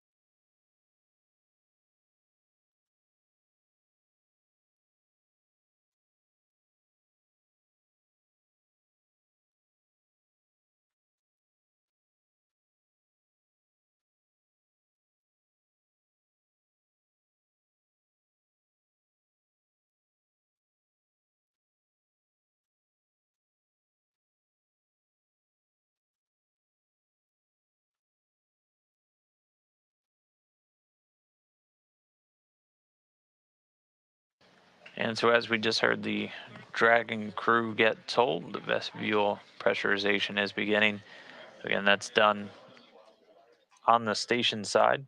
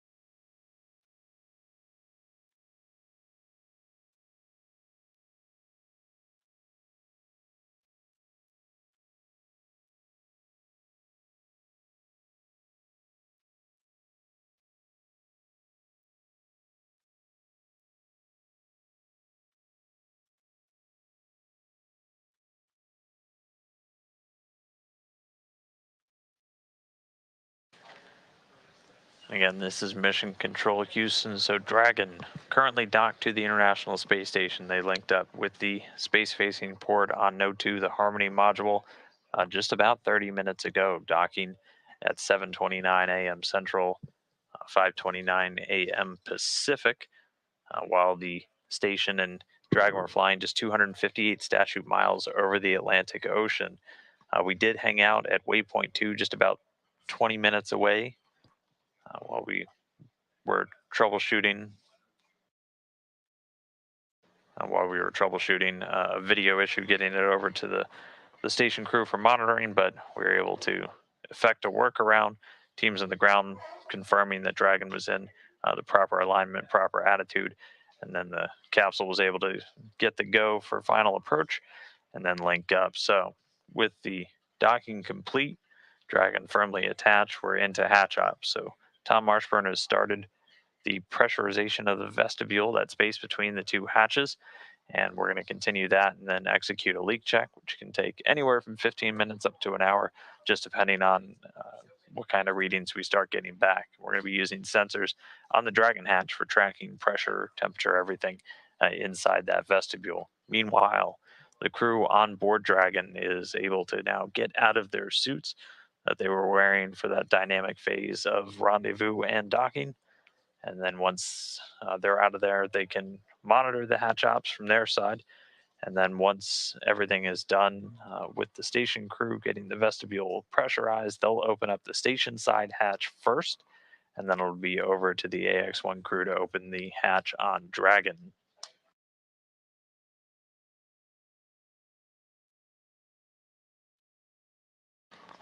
And then after we get the hatches open, the Expedition 67 crew will be able to welcome them on board. And we will have a welcome ceremony sometime after hatch open. Could take as long as 30 minutes, as there are a couple of steps they have to take just after we get the hatches open, just to get Dragon configured for docked operations, including taking some steps just to start integrating Dragon's cabin atmosphere with that on board the space station. And then we'll get the entire Expedition 67 crew, all 7 of them, along with the recently arrived AX-1 astronauts all together, and have a special ceremony to welcome the first private astronaut mission to the space station. We docked about 45 minutes behind schedule per the original timeline, so we are expecting pretty much everything else to shift with that. But we'll continue to give you updates as we get through hatch operations and get ready to bring the crew on board.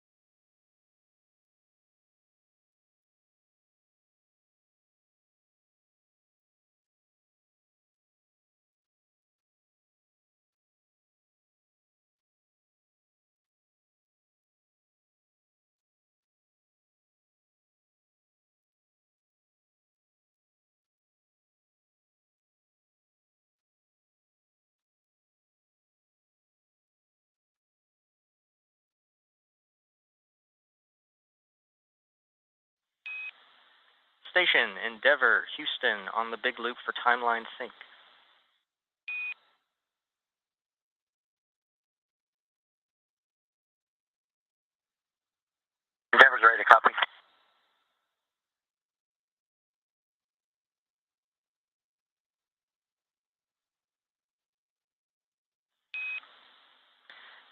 Yes, Station and Endeavour wanted to give everyone a heads up the way the rest of the day is going to look here, with docking occurring 45 minutes late.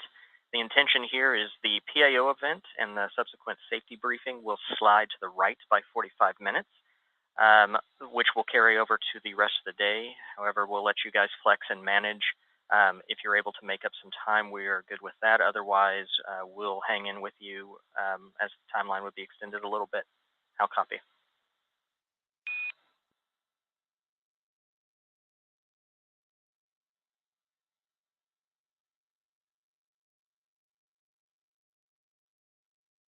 Endeavor copies all.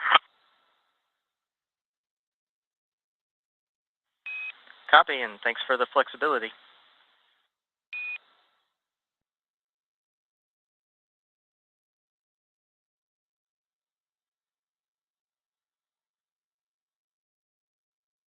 And Houston from Endeavor, for awareness, if station is rogering up on those calls, we are not hearing them.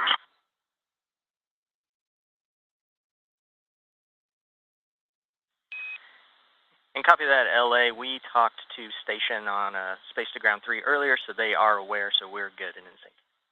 So thanks for the heads up. Okay, you got it. LA, we've got you loud and clear, and we're following along on Space to Ground 2. Big loop. Okay, Killer, thanks.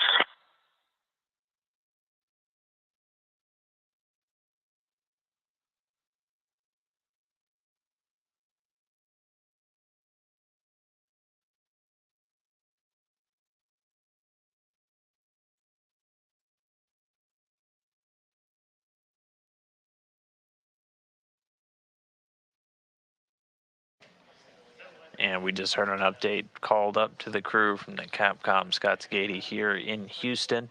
As mentioned, docking did take place about 45 minutes after the initially intended time, as we did spend extra time at waypoint 2, just 20 meters away from station, to troubleshoot a video issue, just getting video up to the station crew. We were able to come up with a workaround, teams on the ground able to confirm Dragon attitude positioning, all within normal bounds. And they did that final approach and that docking happening at 7:29 a.m. Central, 5:29 a.m. Pacific. That's 12:29 GMT. And that happened while both the station and Dragon were flying just over the central part of the Atlantic Ocean. Since then, we're already now into hatch operations. So the vestibule pressurization is underway. A small relief valve has been opened on the station side to flow atmosphere into that space between the Dragon and station hatches. We're using sensors on the Dragon hatch to measure that pressurization. And then we're going to, after it gets up to about ambient pressure with the rest of the station, we're going to pause. And we're going to let thermal stabilize and then conduct a leak check just to make sure that we've got a tight seal between the Dragon and the station before we start opening up the hatches. We're going to open the hatch on the station side first. It's called the APAS hatch. So the station crew will get that open, and then once we again confirm pressures are roughly equalized between station and Dragon, Station, the SpaceX Dragon on the crew big loop. will open up Power their hatch. connection to Dragon established.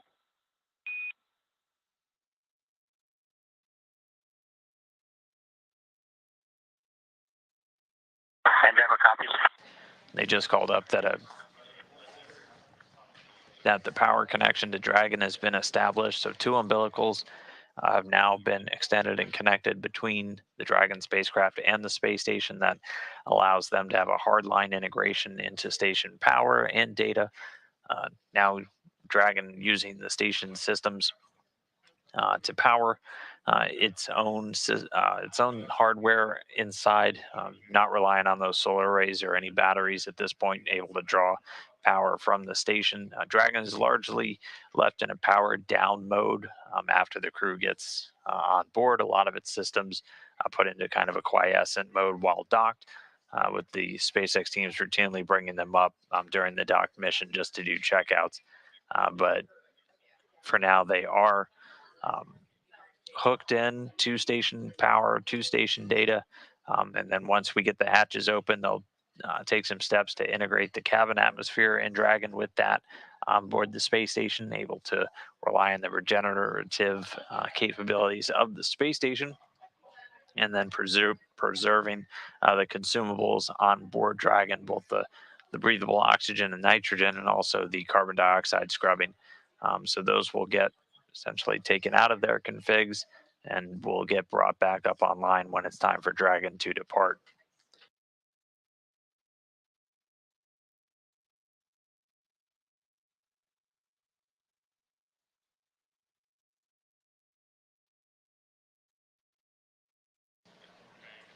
And so at this point, the vestibule has been pressurized, and we're now going to start stepping through those leak checks. Those can take soon as short as about 15 minutes up to an hour. Just depends on how long it takes to reach a thermal equilibrium, and also just to make sure that we have steady pressure readings, again using sensors on the Dragon hatch to actually perform this leak check.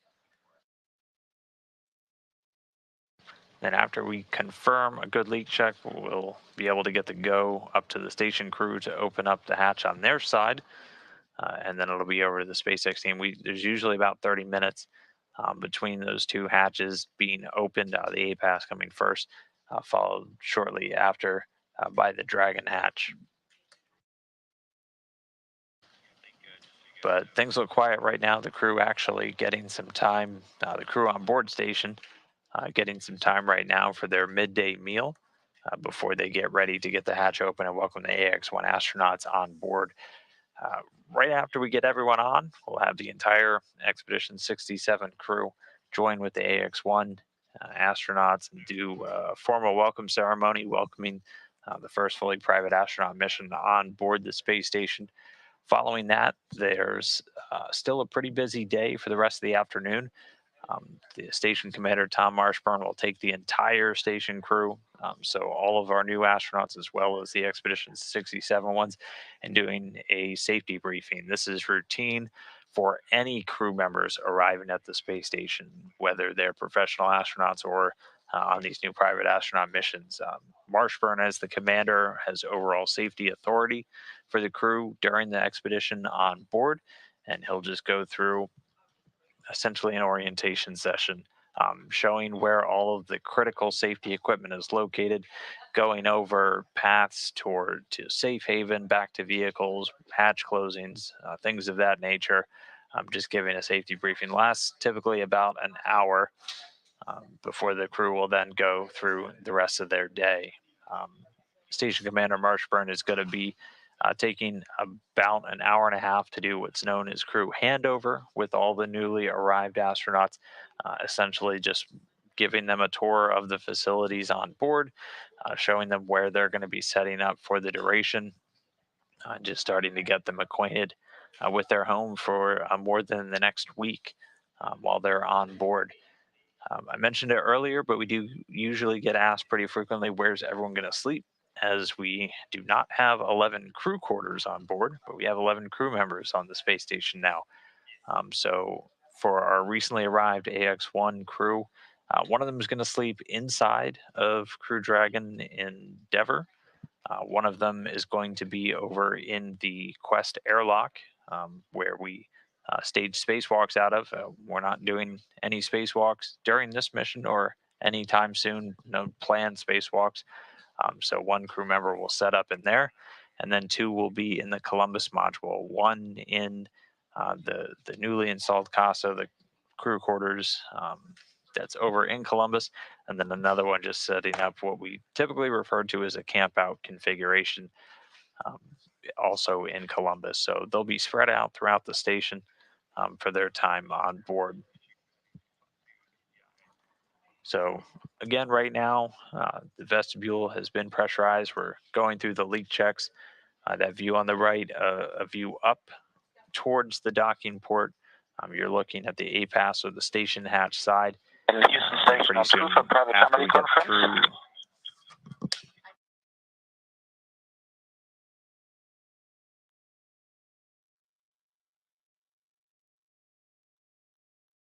And again, pretty soon after we get through this leak check, the crew on board will get the go to begin opening that hatch We'll get the station side open first, followed shortly thereafter by the hatch on board Dragon. And then we'll be able to get the AX-1 crew inside and go through a welcome ceremony to welcome these first private astronaut mission crew members on board the station. We'll have a couple of participants here on the ground able to talk to the crew, and then their commander, Mike LA, will go through a short ceremony, and then we'll be off and running for the AX-1 mission. They've already got a number of activities, both just kind of getting themselves set up, but already stepping into some of their science, their outreach activities immediately on this day today.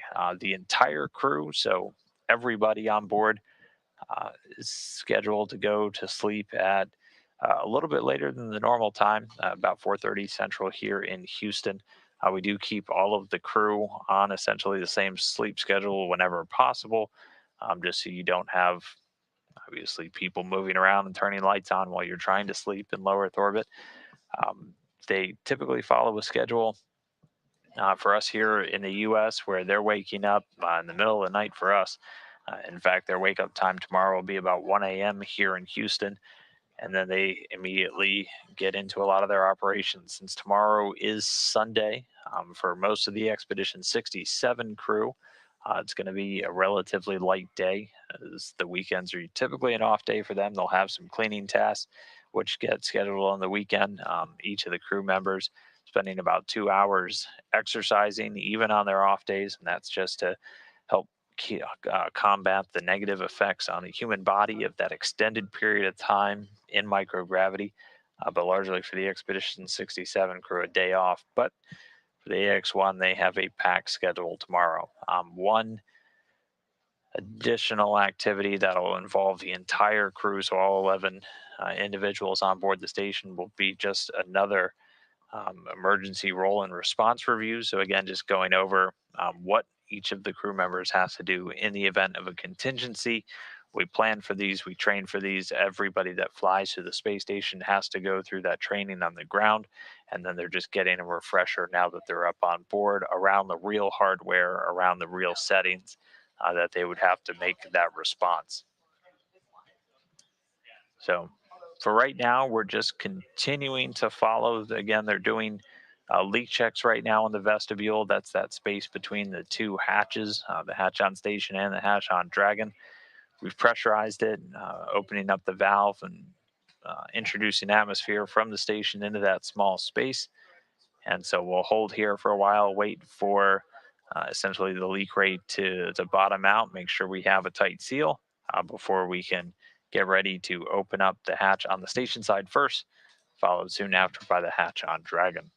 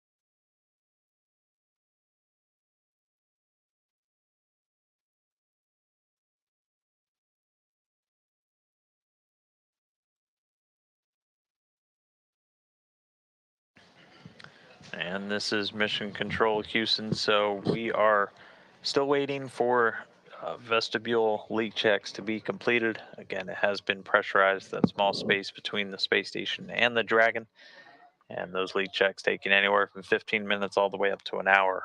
As was radioed up to the crew, we were about 45 minutes late with docking after doing that video troubleshooting, hanging out at waypoint 2. We were originally planning on getting the hatch open. FYI, we're going to reconfigure for hardline comm. It will take down comm to Dragon for about 2 minutes, and we'll give you a call when it comes back.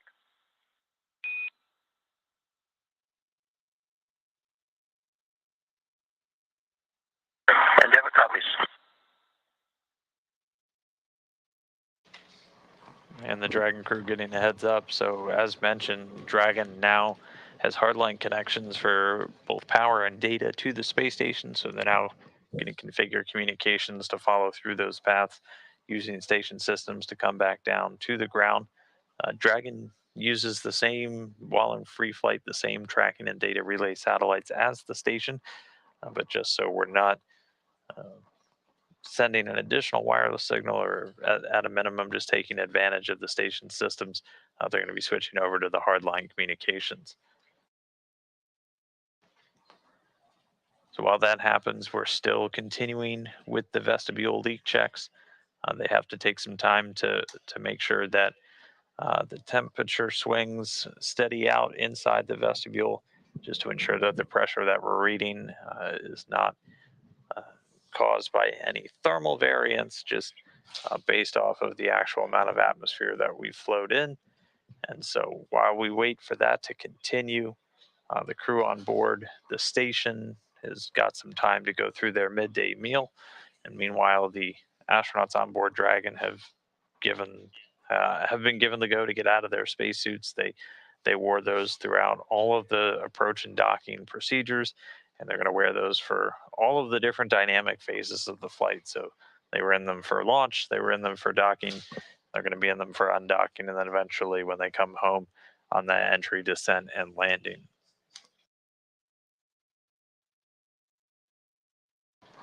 But as mentioned, we ended up docking about 45 minutes later than originally intended. So pretty much our entire schedule now shifting about 45 minutes later. We'd originally intended to get the hatches open at the bottom of the hour, this hour, at about 8:30 Central. Now looking at getting those hatches open at about 9:15 or so, just depending on how quickly we're able to get through these leak checks and then start to get the hatches open. First, the one on station side, and then the one over on Dragon.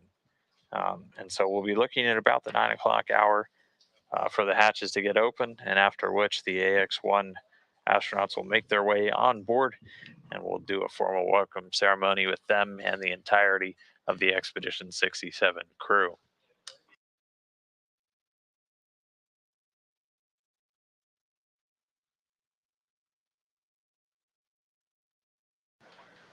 So while we wait for the vestibule leak checks to be completed, taking us one step closer to hatch open, send it back over to Andy and Tricia to tell us a little bit more about this mission, which now attached to the space station. Can't wait to see them on board.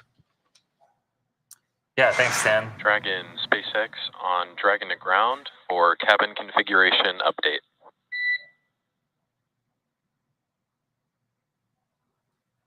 Go ahead, Jake. Hey, Mike. The ISS crew is inching towards a hatch open state. Wanted to check in that the Dragon crew is working towards that as well.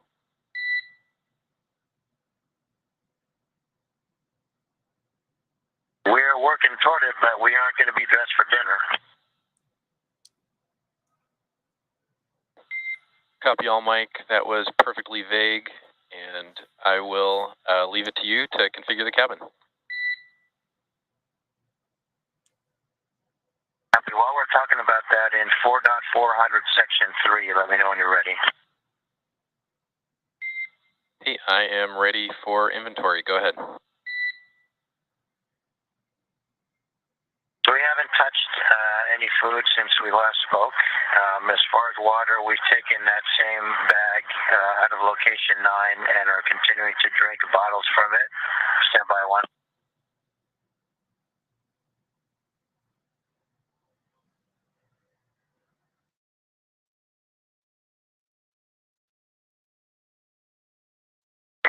5 of the 6 bottles have been consumed. Just a question on that. How do you want to account for that? Do you want us to just finish all the bottles that we open and then put them back in the bag? Hey, Mike, yeah, I think that's going to be the cleanest way to do it. If you could finish any of the half-consumed bottles, and to be clear, these were coming from bag number what? 204.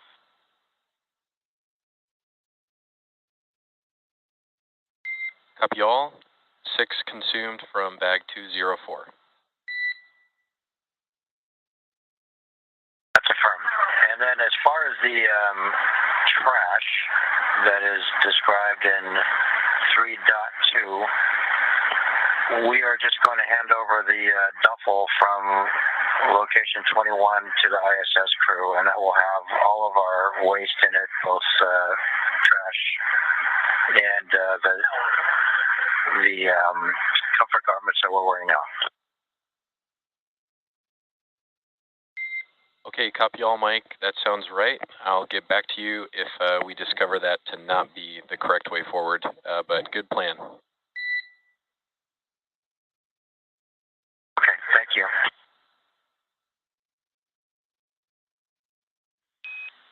Station Houston on the big loop for Tom. Ahead on the big loop for Tom. Yeah, Tom, good news. We have passed the leak check, so at this point we can give you a go for your ingress Part 2 activities. You have a go in step 3.1. Go in step 3.1 of the opening Part 2. Thank you. Good copy. Thanks, Tom.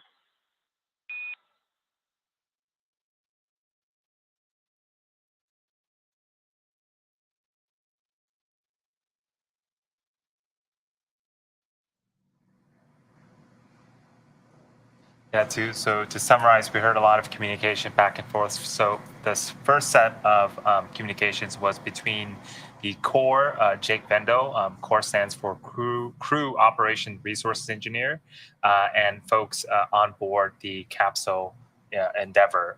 So the core's job is to communicate with folks inside the Dragon capsule. And the second half of that communication was from between the Capcom, which stands for Capsule Communicator, to folks at the ISS. So I'm speaking to Tom Marshburn.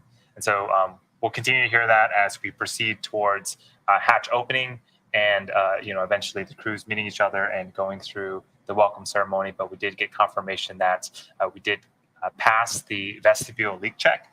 And so on the APAS, on the International Space Station side, things are continuing to progress. And it sounds like the Axiom 1 crew is working towards, getting the Dragon hatch open as well. Yeah, good news there all the way around. Something interesting to note is their conversation or their back and forth on tracking things like stowage and consumables. You heard their conversation on how to track the water or the beverages that they were consuming and how best to manage that. That actually, speaks to a big part of life in low Earth orbit. Tracking these kinds of things like, beverage packets, where exactly they're stored, how they're stored are all extremely important in terms of management of life in low Earth orbit. They have to know these things so that they know, how much, what they need to send up on resupply missions, how much trash they generate, because that's, trash management is a pretty big issue on orbit. And, it's all part of a coordinated dance between all teams to keep life smooth while in orbit. Yeah, certainly space in the ISS or space in low Earth orbit in general is very it is a very important resource. So you can even see on screen right now, we're looking at Kayla and I believe that's Thomas Marshburn working towards opening the APAS hatch. But you can see behind them in that corridor, there's tons of storage there. So really. Station Endeavor, Houston, on the big loop. We have configured for hardline comm. When you have a moment, we'd appreciate comm checks on the big loop.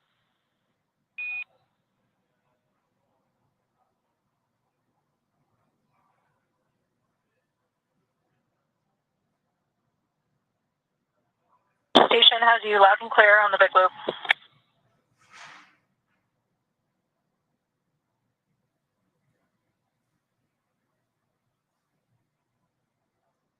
So as I was saying, there's here's an even better view of all of the storage that is being put in that Station corridor. Endeavor on the big loop for comm check. Endeavor, station has you loud and clear. And Houston Endeavor on the big loop comm check. We have you loud and clear as well, LA. Good contracts all around. Appreciate the help, guys.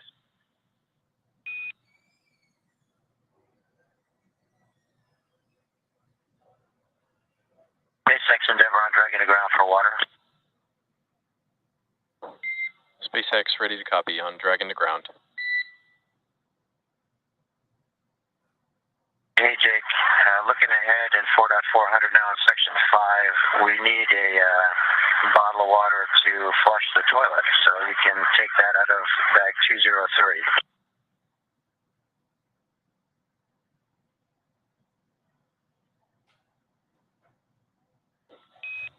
Dragon, SpaceX on the big loop. I think those calls have been coming in on the big loop, but copy bag 203 for final water bottle and waste system flush.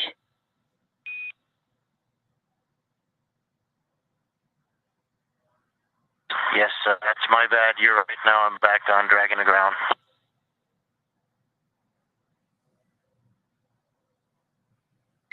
Copy all, Mike. No worries.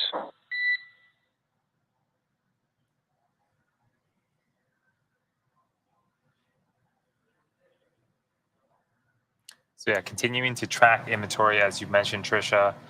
Thomas Marshburn, we saw him earlier, but he's working on a tablet, and we heard the communications back and forth that the team is going through each procedure and each step, and really just following the flight operations and docking operations to make sure that everything has been done and checked off before we can really get into the APAS hatch opening and the Dragon hatch opening. Yeah, absolutely. And you heard earlier that we did dock about 45 minutes behind schedule, which meant that the rest of the crew schedule for the day was pushed back by 45 minutes, or at least the next 2 events on the crew schedule. So that also speaks to a big part of station life, and that crew time is extremely valuable and tracked very, very closely, sometimes even down to the second. This is to make sure that the crew is able to focus on things like scientific research, exercise, getting enough sleep, and just maximizing the efficiency of their days on orbit.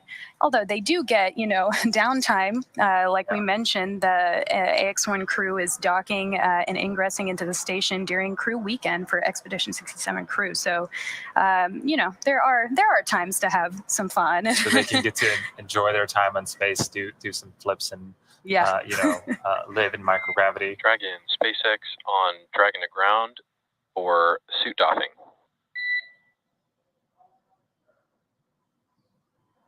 Go ahead, Jake. Hey, Mike. We're seeing indications that suit 1 has come undone from its umbilical. I want to confirm that the suit is dry or that otherwise this was intended.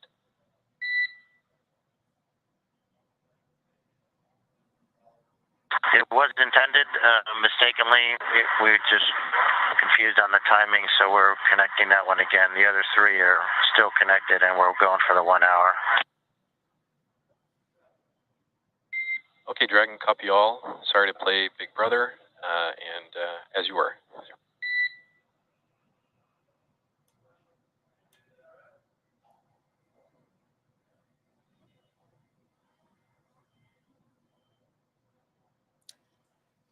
So we are in a short handover period, but we should get views back of the International Space Station.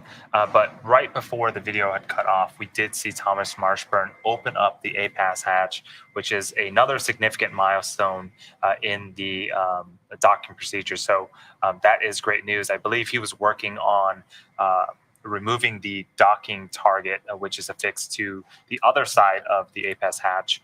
that is what is used when Dragon was using its LiDAR to dock with the space station. So that's going to be removed, and then the hatch will remain open, and then we'll just wait on Dragon hatch to open, and the Houston AX-1 Station crew. on the Big Loop, the APAS hatch is open. No condensate in the vestibule.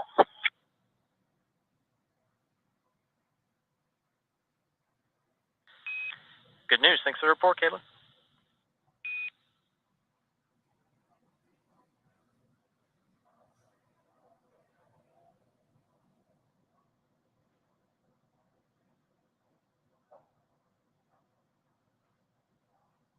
So yeah, things are continuing to go well. We'll wait for the Dragon hatch to open up next. It will be a few moments from now.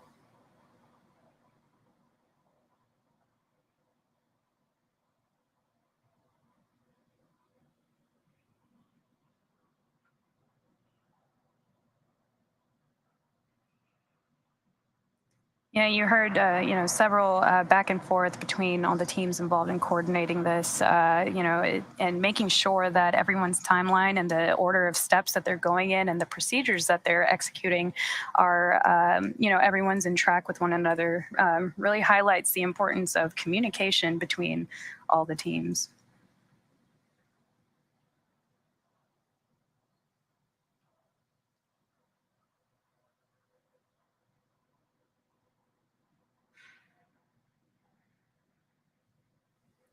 So after the docking target comes off, we will be affixing a hatch cover on the APAS hatch.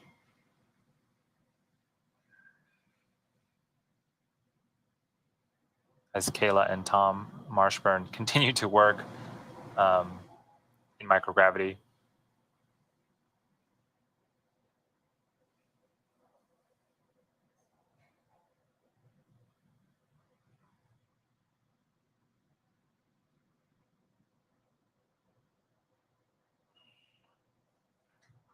And this is something that the AX crew, especially the folks that haven't been to space before, are going to have to get used to.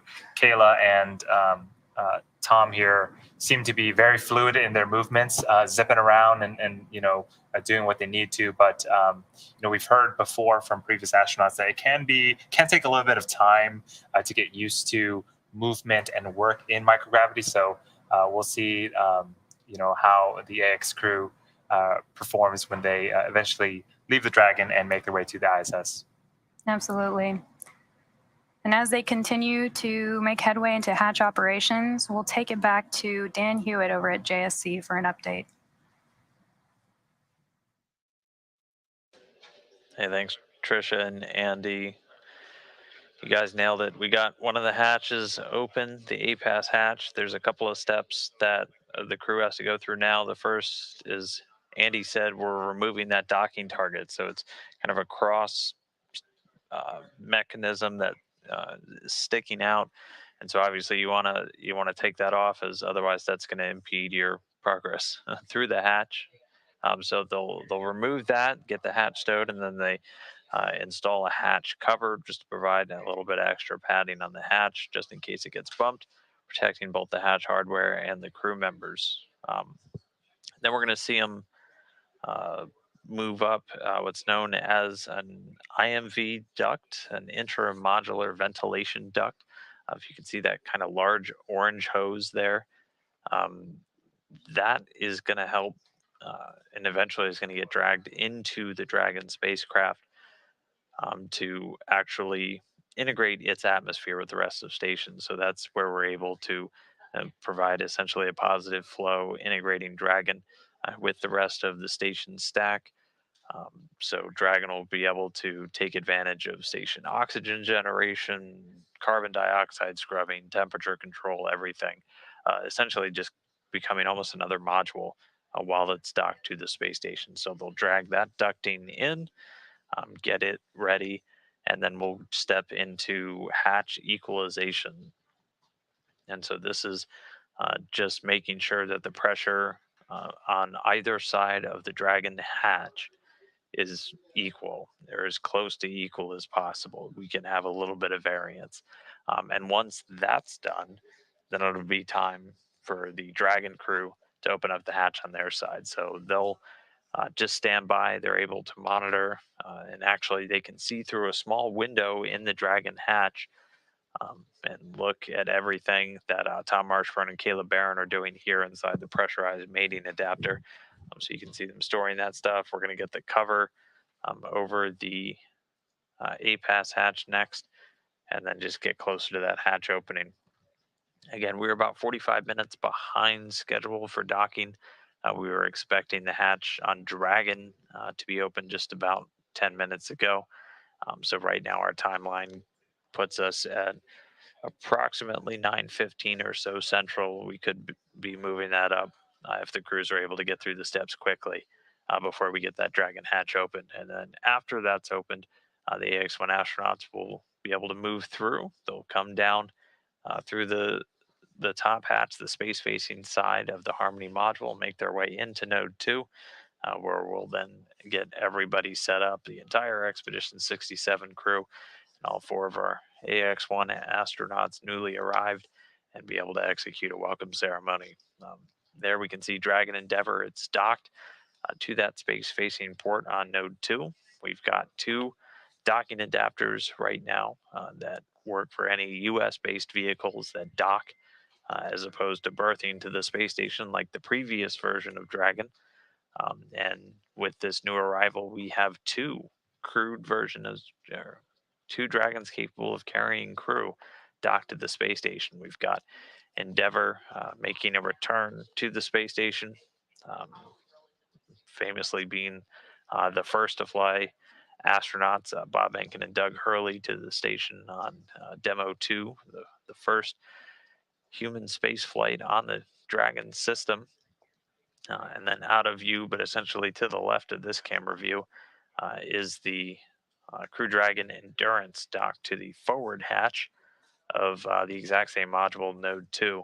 And that carried NASA's SpaceX Crew 3 astronauts, including Tom Marshburn and Caleb Barron, who we can see continue doing the hatch operations to the space station last fall.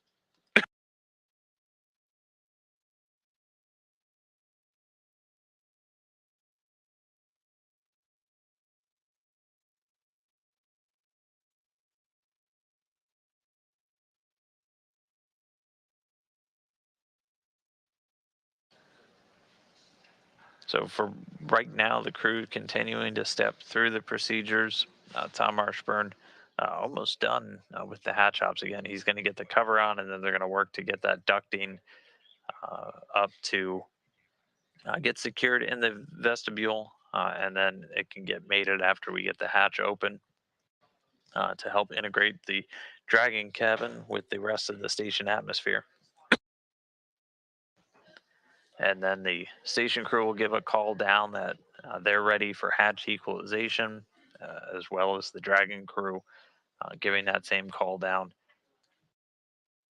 And then we'll get a call up from the Capcom here in Houston, just telling the crew to stand by and giving a rough estimate on how long we expect that hatch equalization to take.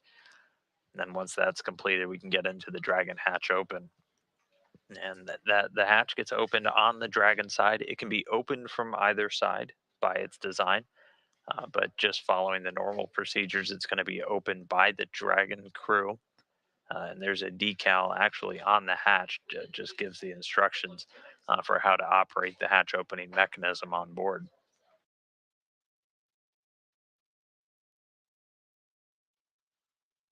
And then after we get the Dragon hatch open, the crew will come on board, and we'll get them all gathered together for a formal welcome ceremony on board the station. If you've ever watched a crew arrive, it's going to look very similar to that. This is something we do with all of our new arrivals at the space station, just to formally give them a welcome and begin their stay on board. Once that's completed, though, they're going to get right to work with Tom Marshburn leading the entire crew through just an initial orientation that'll include all of the current residents of the station, as well as the AX-1 astronauts. So they just go through a safety briefing with him just walking through a reminder of where all the emergency hardware is, what their actions are in the event of any kind of emergency, just going over paths, hatch operations, things of that nature, as this is all stuff that gets trained on the ground. And then refreshers are always done right after new crew members arrive on orbit. And this is training that any individual flying to the space station goes through. We've talked pretty extensively in the lead up to the flight over the differences in training between a traditional long duration astronaut and one of the astronauts on the AX-1 mission. One thing that is absolutely the exact same is that they receive emergency training. That safety training is that first and foremost, to have an effective response, every single member of the crew has to know what their job is in the event of an emergency. And so they'll just do that safety briefing. And then for Expedition 67, they'll largely get the rest of the day off. They have some cargo ops on their timeline to either unpack items that just flew up or just to assist the AX-1 crew in offloading some of the cargo that they brought with them. And meanwhile, Tom Marshburn will also just spend a couple hours walking the newly arrived astronauts just through an orientation. Essentially, shows up on their timeline as something called crew handover, just getting them acquainted with the surroundings, walking them through the basics of um, where they'll be able to do toiletry and hygiene functions, where the galley is, where water dispensers are, things of that nature, just to get them reoriented with where they're going to be living and working for more than the next week. So all of that still to come for now, though. We're still in these hatch operations, waiting for additional confirmations. But right now, it's Tom Marshburn continuing to work on the station side. We did get confirmation that APAS, so the station side hatch is open. So he's removed a docking target, he's affixing a cover, and then getting some of the intermodule ventilation set up before we then get ready for hatch equalization. So we'll get a call from the crew on station, call from the crew on Dragon, and then a go from the ground, and giving a rough approximation of how long we expect that to take.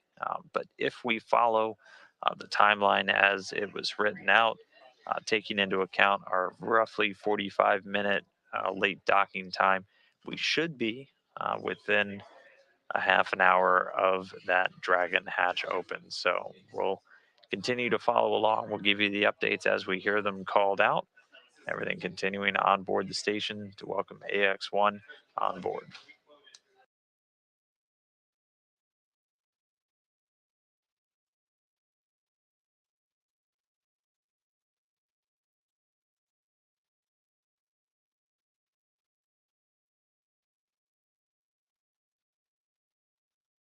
SpaceX station is ready for Dragon hatch equalization.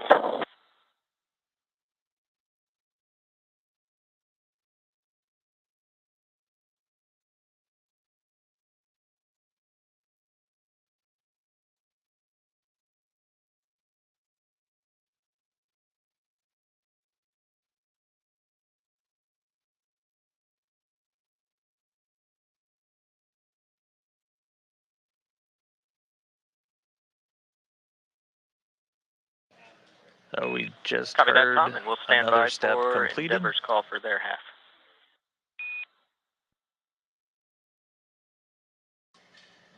So as mentioned, the station calling down first that they're ready for hatch equalization. Now we'll stand by for a call from the Crew Dragon Endeavor astronauts that they're ready for equalization. The ethos, the life support, and environmental system officer here in Houston reporting we should take only about 2 minutes for this hatch equalization to take place. So we might be hopefully jumping ahead on our timeline now.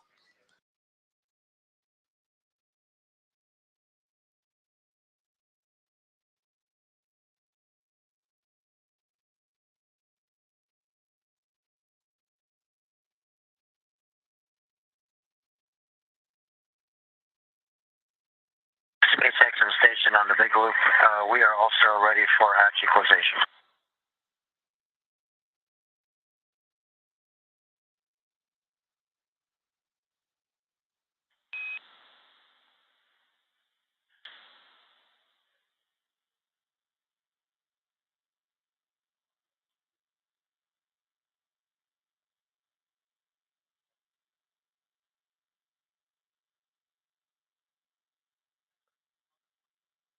Copy that, Endeavor. Dragon, SpaceX on Stand by Dragon for to ground for equalization. waste system flush. Expected to take 2 minutes once we get started.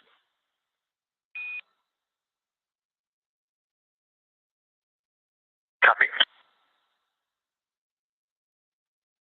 Go ahead, Jake. Hey Dragon, as you heard on the big loop, we are marching towards hatch open. Last step there is hatch equalization, about 2 minutes for that. We are tracking the waste system flush as the last big item to be completed in Dragon. Want to make sure it's on your agenda as well. Yes, Jake, good read. It is on our agenda. I thought it would be appropriate to skip that to get to the hatch open unless you think otherwise.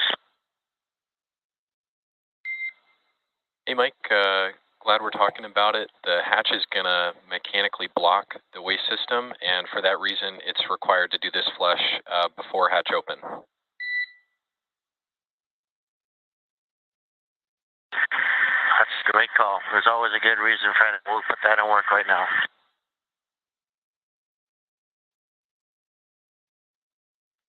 Thanks for working through that, Mike.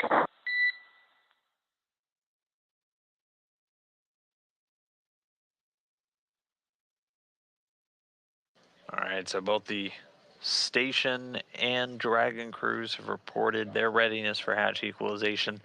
On board Dragon, they do have to do a flush of the waste disposal system first.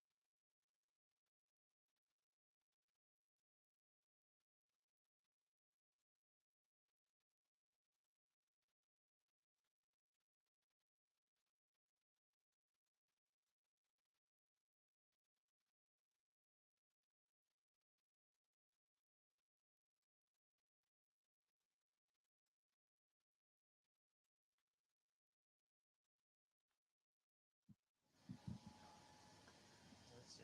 There we go. So we'll be doing this.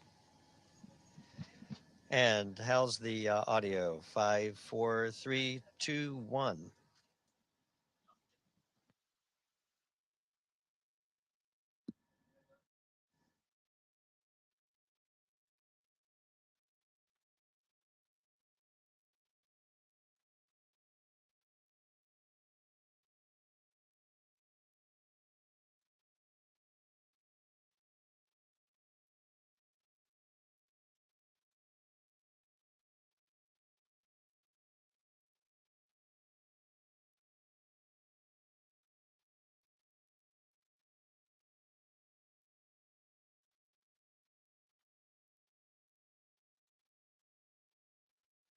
Set up for a formal welcome ceremony with the crew.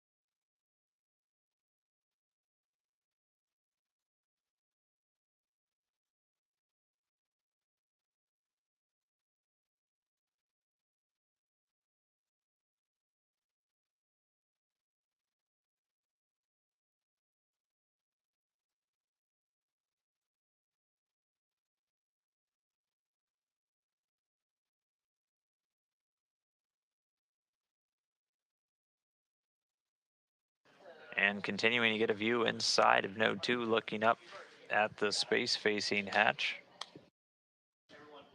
That's where Crew Dragon Endeavour has docked. Tom Marshburn there. We just heard him do an audio check on the mic we're going to see them use for that welcome ceremony. The station hatch is open, and we were just waiting for the crew on Dragon to do a final flush of that waste disposal system, after which we'll be able to step into hatch equalization. So that's just making sure pressures equalize, pressures essentially equal to each other on either side of the Dragon hatch. And then the MCCX team at Hawthorne will give the Dragon crew a go to begin opening up that hatch. We only expect that equalization to take about 2 minutes, so it should happen pretty quickly. And then once that hatch is open, we'll be able to welcome the AX-1 astronauts on board.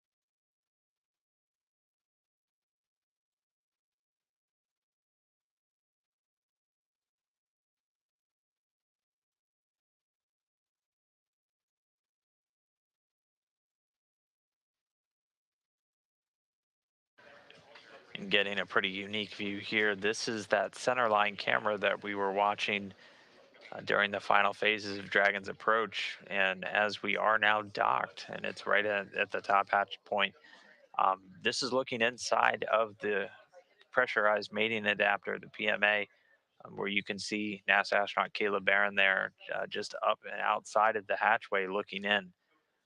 So this was the camera feed that we were working to get routed over to the crew during that final approach, and still turned on at this point. But once the hatch is opened, we will lose this view.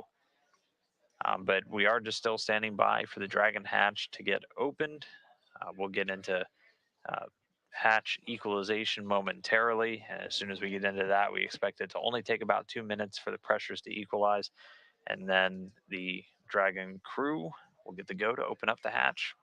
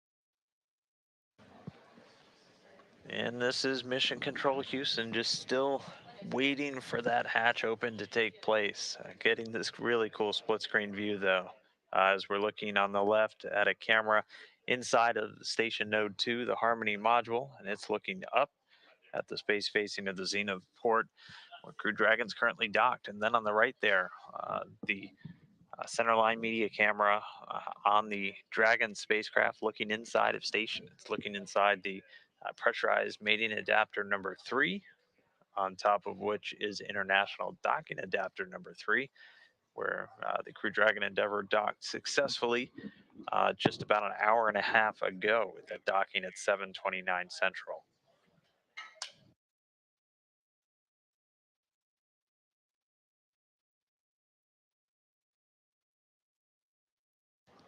So again, we're just standing by for the hatch equalization to begin. We expect it to only take about 2 minutes, and that's just to ensure pressures are equal on either sides of the Dragon hatch.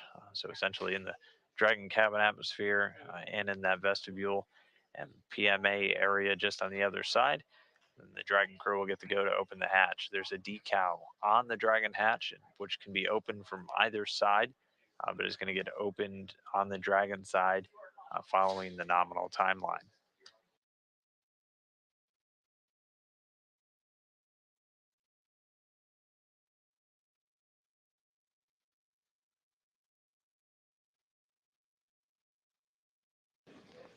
And then after we get the hatches open, there's a couple of immediate steps just to configure Dragon for its long-term dock duration to the space station, where it's going to be for more than a week docked to that upper part of Node 2.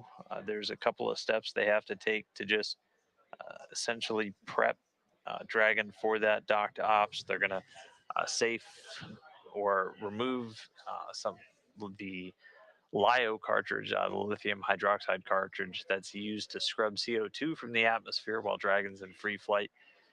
They just seal that up and store it temporarily, and then it gets reinstalled once Dragon's ready to go out and execute its free flight return.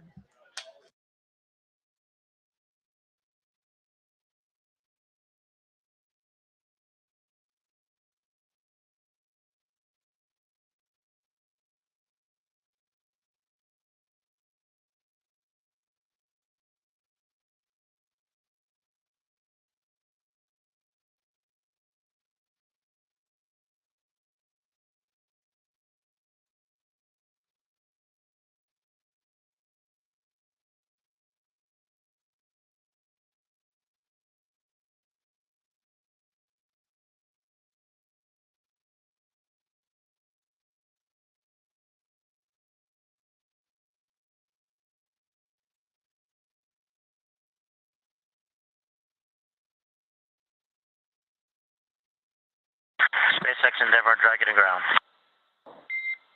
Dragon, SpaceX, ready to copy on Dragon to ground.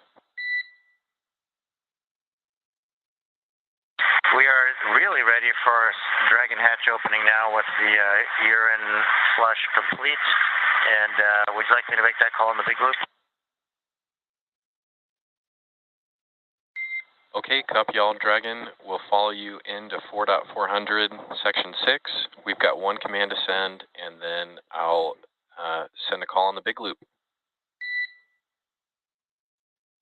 Copy that.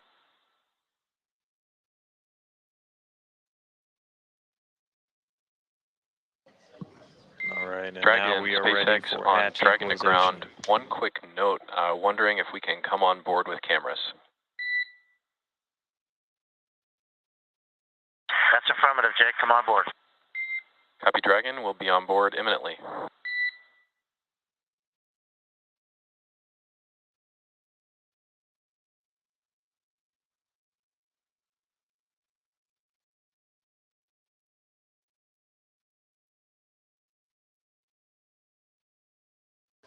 And the camera is being turned on once again inside Dragon. We should be able to join them momentarily. But getting the go is we're now about to execute hatch equalization. We only expect that to take about 2 minutes. It'll be a command sent from the ground to the Dragon spacecraft from MCCX out in Hawthorne. Once that's complete, the crew will get the go to open up the hatch.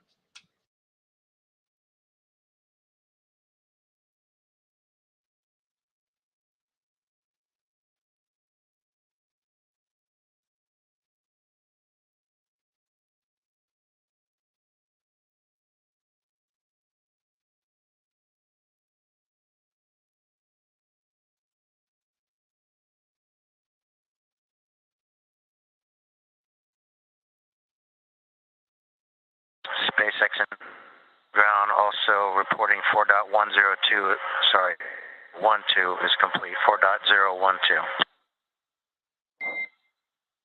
Copy all, Mike, on suit doffing completion.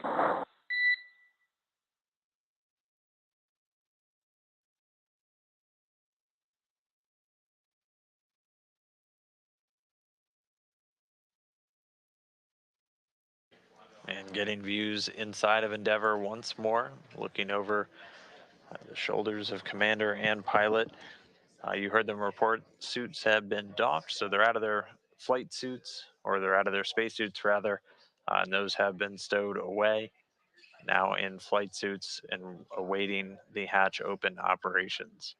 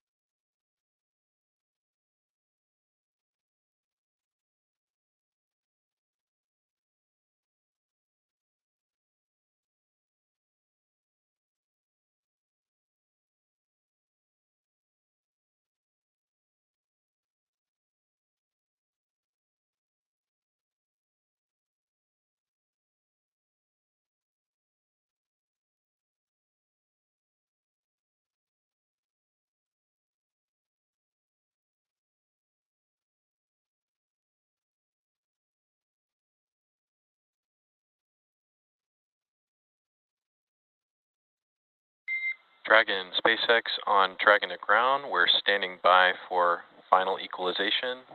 Stand by for a call on the big loop. Okay, Jake, and just to give you a heads up, we are now looking at 2.102, step 6.3. We suspect that should say on MCCX go, but let us know if that's a mistake.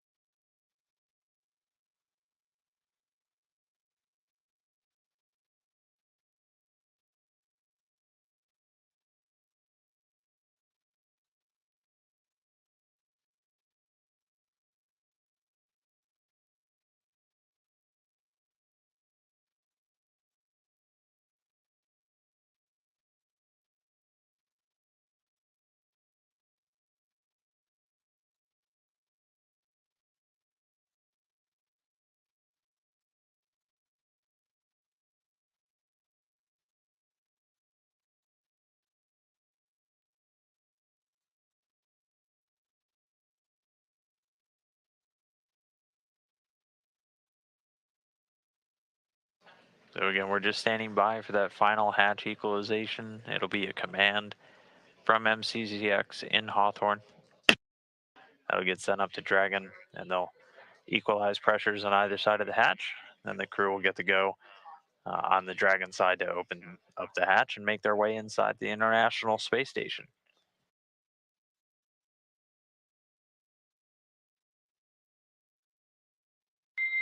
Dragon, SpaceX on Dragon to ground for 2.102 clarification. We see step 6.3 and confirm it is an MCCH go. That's after the hatch is open, sort of a handover to the ISS crew. Yeah. Okay, well, what you guys tells us to do it, we'll do it.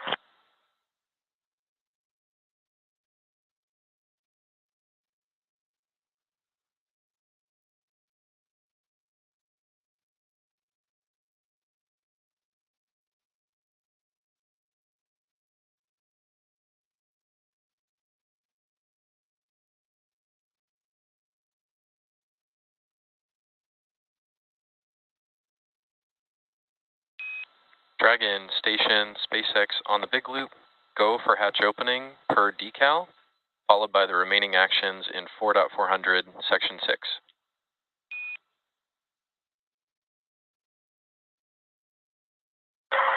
Endeavor copies in work.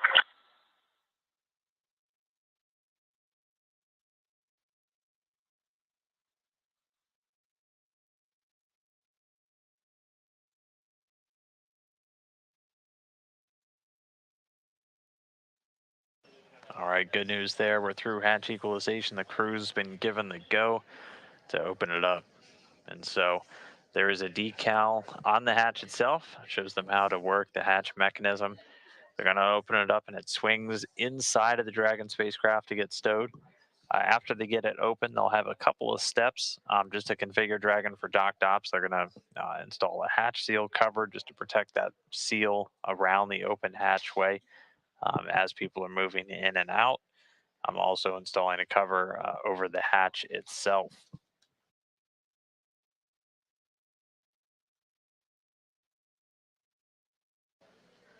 And now we're just standing by for hatch open. The hatch is open.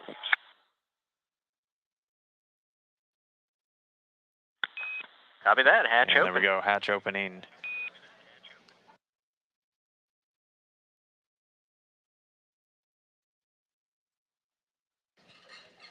The hatch opened.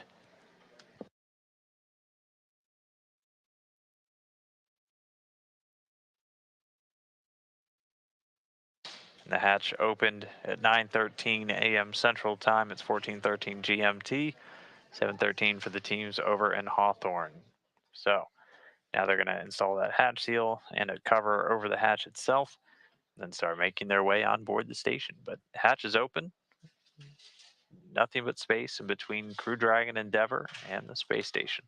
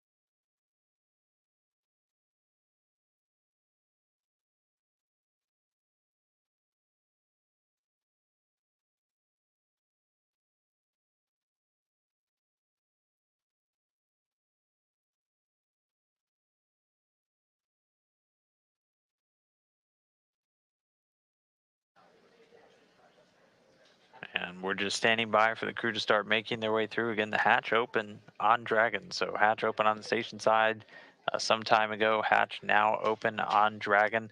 They've got a couple of steps just to prepare Dragon for docked.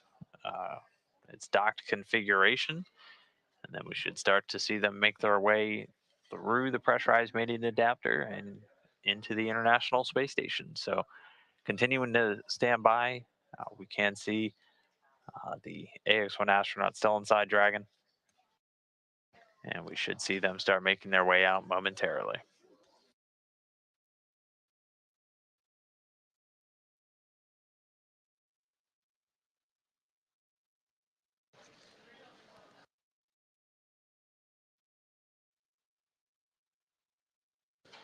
Expedition 67 Commander Tom Marshburn making his way down, and there we are.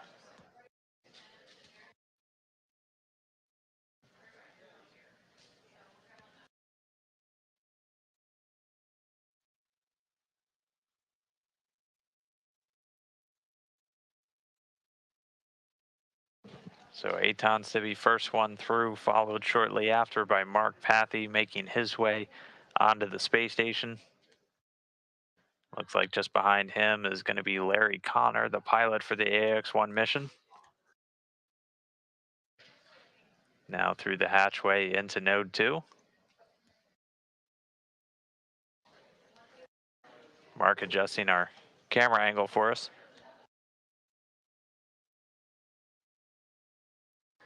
And then making his way out of a spacecraft named Endeavour onto the space station for the second time.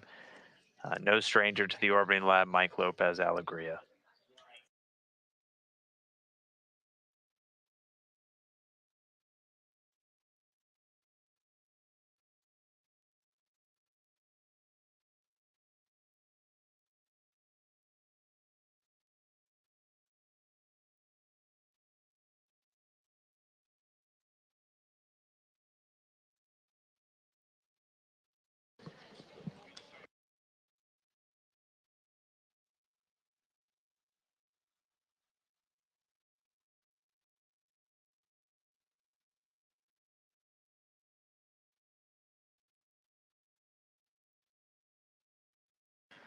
So with the entire AX-1 crew now on board, we're going to spend a couple minutes just getting everybody set up, and then we'll be able to kick off our welcome ceremony.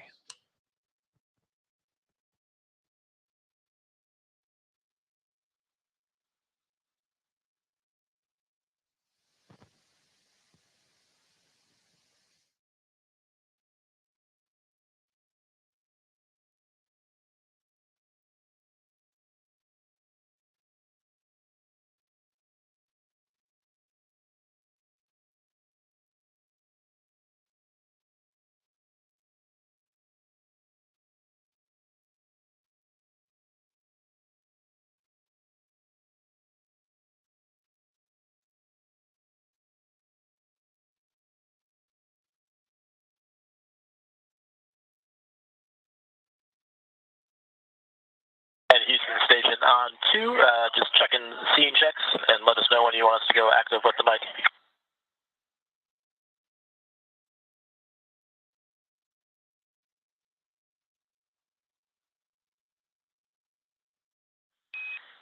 Copy that. We're taking a look. We'll let you know.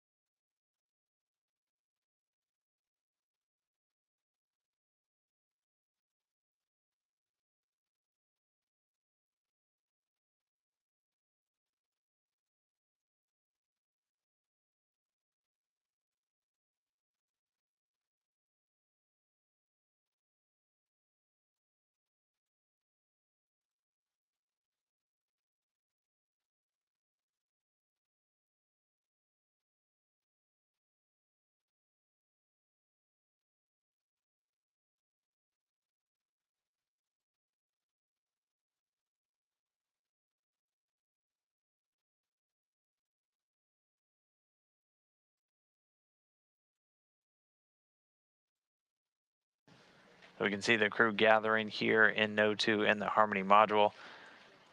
The Expedition 67 crew welcoming the AX-1 astronauts on board. There's still a couple of steps to get through, and then once we're done with our initial configs on board, we'll be able to get into this welcome ceremony.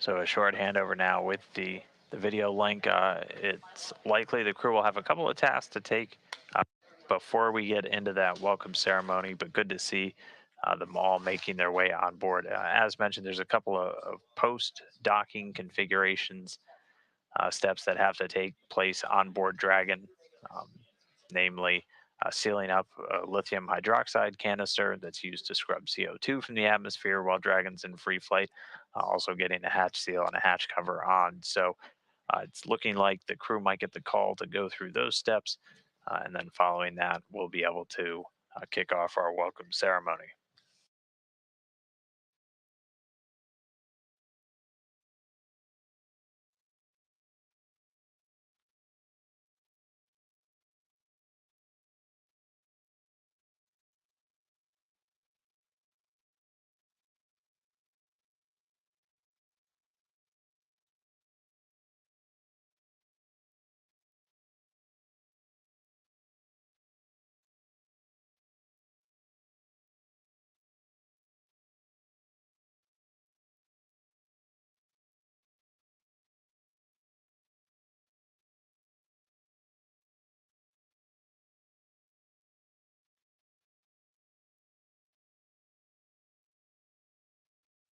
Okay, copy. So Tom's going to do the grab sample, and I assume we seem to talk about like the LIO swap out for the post hatch opening activity.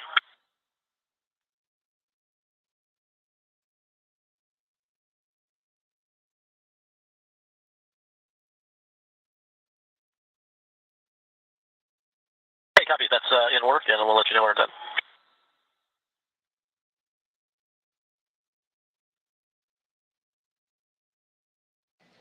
And so a couple of quick tasks for the crew just before we get into the welcome ceremony. Again, they got to go seal that LIO canister inside Dragon. They're going to take it out, seal it up, and it's going to stay stowed until they unseal it and reinstall it when Dragon's ready to depart the space station. Also getting that hatch seal on.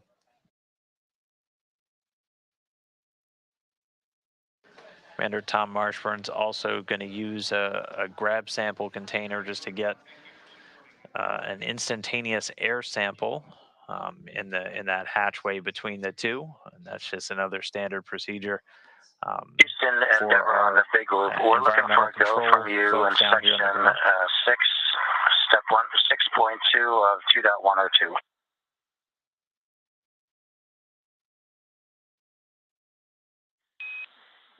And Endeavor Houston, copy that. Apologies, make that 6.3.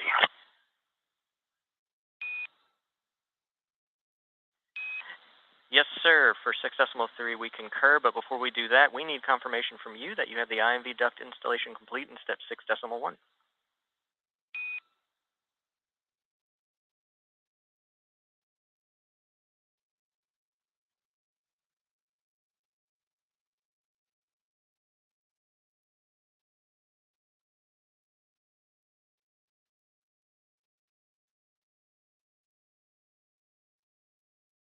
Stand by, we'll need to get back to you on that. Copy.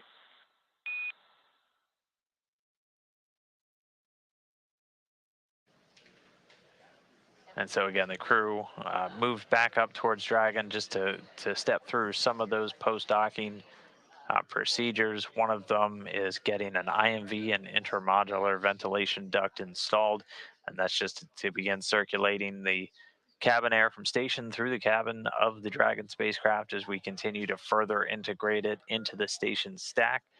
They're also removing that LiO cartridge, sealing it up, and then stowing it, and then getting a hatch cover on the Dragon hatch and a hatch seal cover around that seal, just to give it some extra protection as folks are moving in and out of it over time. And then they'll make their way back into node 2 here, and then we'll be able to officially and formally welcome the AX-1 crew on board. So that'll just take a couple of minutes for all of that to get done. Again, just to put Dragon into its configuration for extended docked operations. Once we get through that, we'll get to our welcome ceremony, after which the AX-1 crew will join the rest of Expedition 67 in a safety briefing, just doing a refresher of what they trained on the ground, going over all of the different safety features of the International Space Station, including exit paths, and also the location of emergency gear. And then the Houston AX-1 astronauts have a couple hours of handover built in. Installed per 6.1.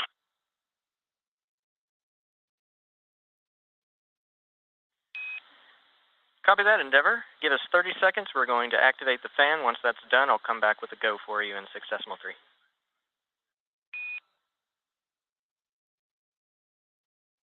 Copy.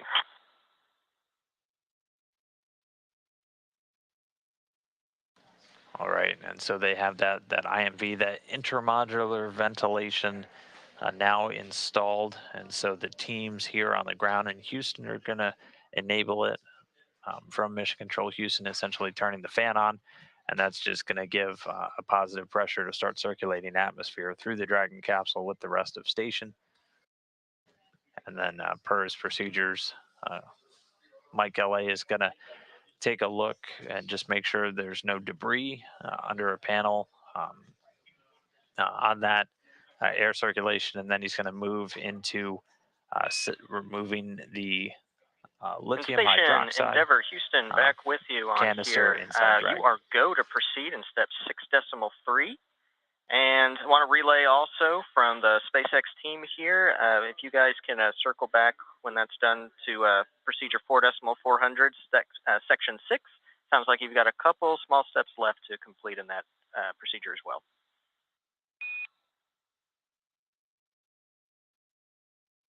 All right, copy all, Scott. That's in work.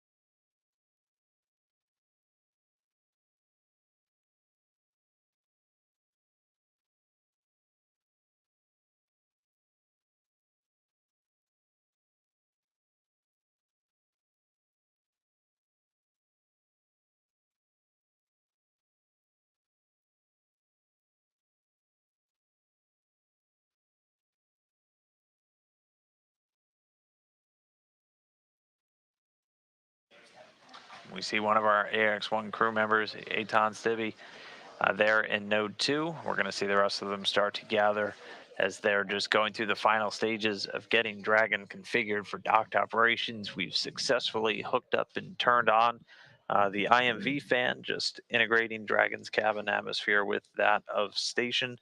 Right now, the spacecraft commander, Mike LA, working to remove the lithium hydroxide canister, which is used to scrub CO2 from the atmosphere while Dragon's in free flight. That'll get sealed up and stored away, and then it'll get unsealed and reinstalled when it's time for Dragon to undock and come home. They have several of these canisters on board to provide that critical life support function.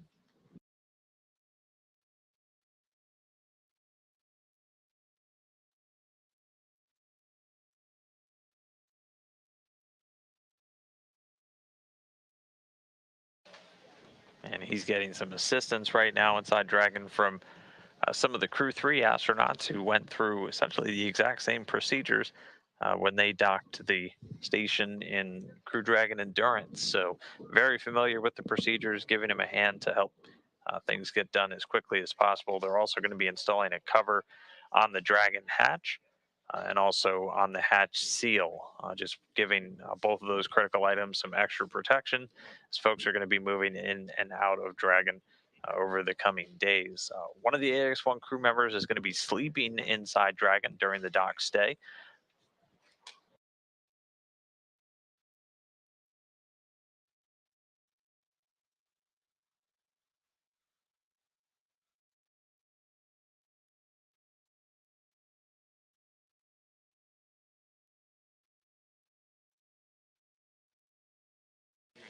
But again, once we get all these steps wrapped up, the rest of the crew is going to gather here in Node 2, the Harmony module, and then we'll be able to kick off our formal welcome to the first private astronaut mission ever to the International Space Station.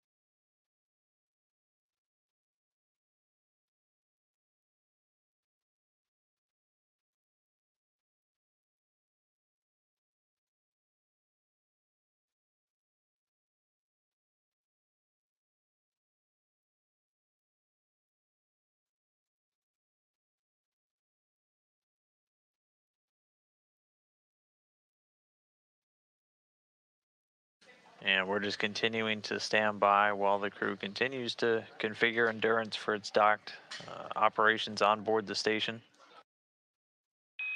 Dragon, It does SpaceX appear that on they've the big loop. successfully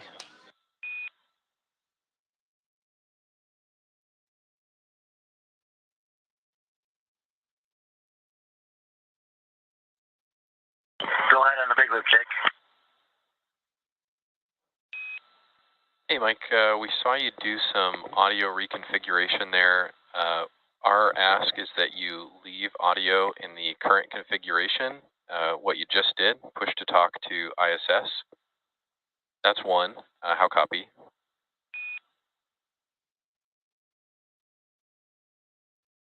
Copy that.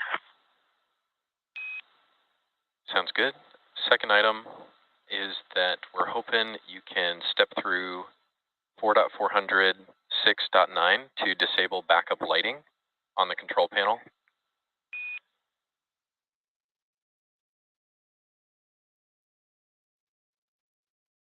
Yes, we will definitely do that. We're working through 2.102 right now, which has a higher priority for you.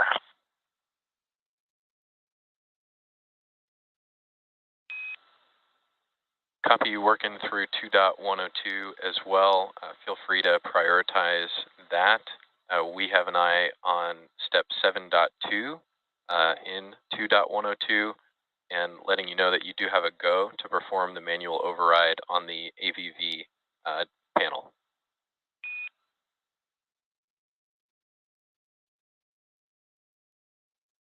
Okay, not required. All of the valves are in the closed position, and I also, if you didn't hear it, reported earlier that the Lyle cartridge is sealed and installed.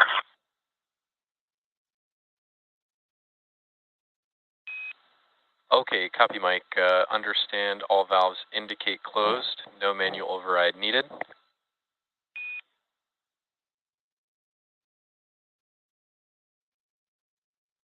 That's a good copy.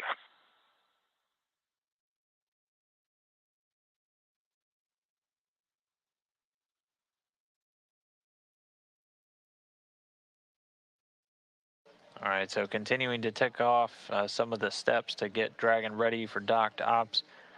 We confirmed that the LiO, the lithium hydroxide canister, has been sealed and stowed. And then Spacecraft Commander Mike Lake confirming that all the Dragon vent valves are in the proper closed configuration. The only other items which we did see they were getting some assistance from NASA astronaut Kayla Barron is getting the hatch and the hatch seal covers fully installed. Again, those just give some additional protection to both the forward hatch and that hatch seal during the docked operations as individuals are moving in and out of Dragon. Meanwhile, we see half of our AX-1 crew standing by in Node 2, along with NASA astronaut and the current Expedition 67 commander, Tom Marshburn. And then once we're complete with these final steps on board Dragon, we'll see the rest of the crew wanted move you on know board. that Dragon arrival configuration is complete per 2.102.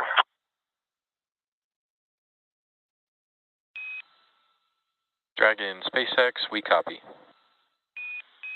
Houston copies it well as well. Thank you.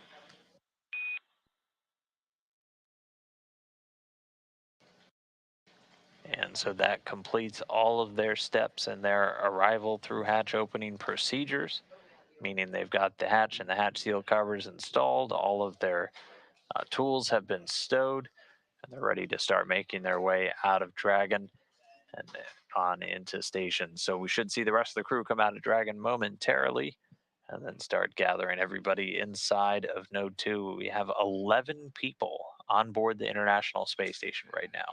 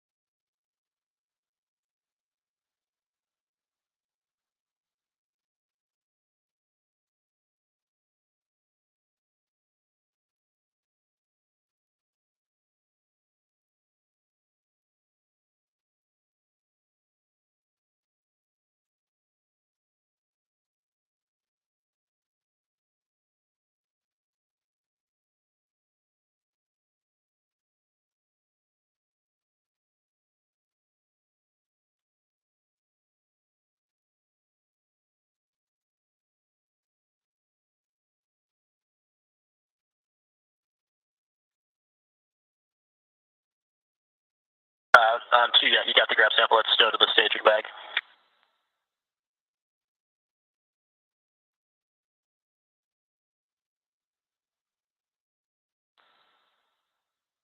SpaceX Endeavor on the big loop. Procedure 4.400 is complete. Dragon, SpaceX, we see the same. Great working with you, Mike. I think this is the last you'll hear from me today. And next call, knock on wood, will be from Mike on the undock.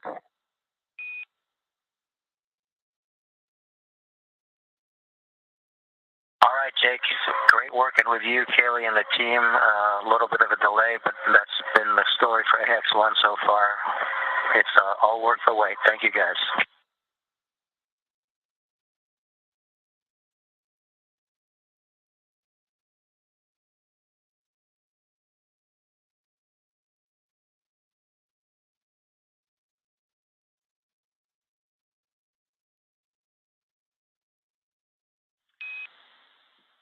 Station Houston on 2. We are ready to do a quick scene check. If everyone wants to get in view, we'll do that, and then we can get into the PAO event very soon.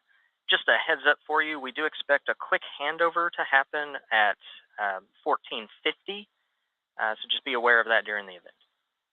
All right, well, we now have Dragon in its dock configuration. No more calls from Copy, the core handover in at Hawthorne 1450, at and this we will point. start gathering the forces here into the Handing scene. over now to the Capcom here in Houston as Thank the you. AX1 crew join all of the astronauts on board the station.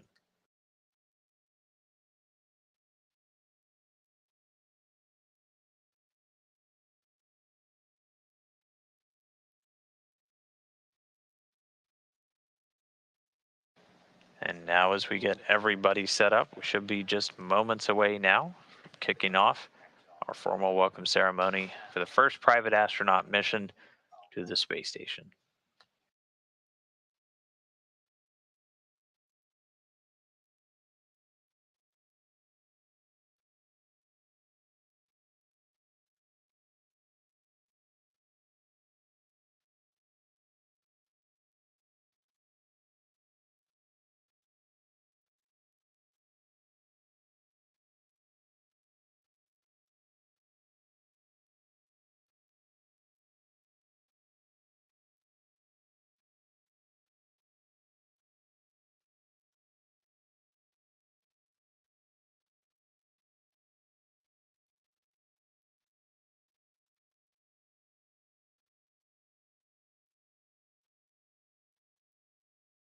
And the crew working to try and get our camera reoriented so we can hopefully try and get a view of all 11 people now living on board the space station.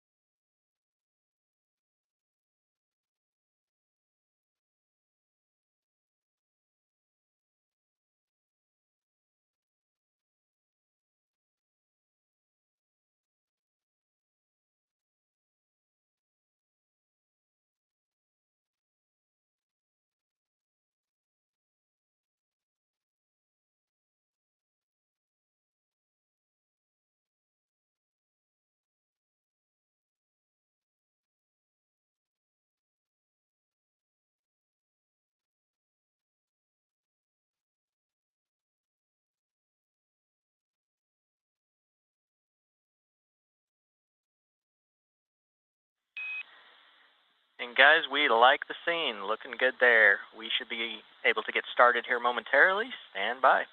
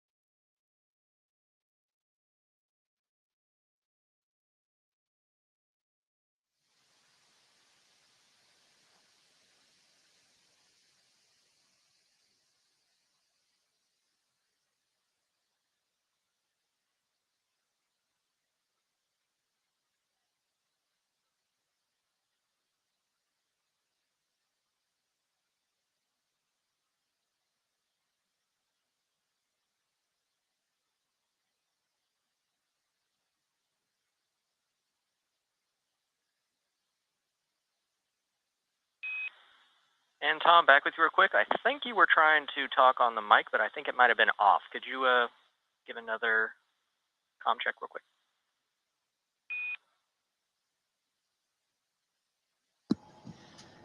Okay, comm check. 5, 4, 3, 2, 1. How do you copy? And we're hearing you.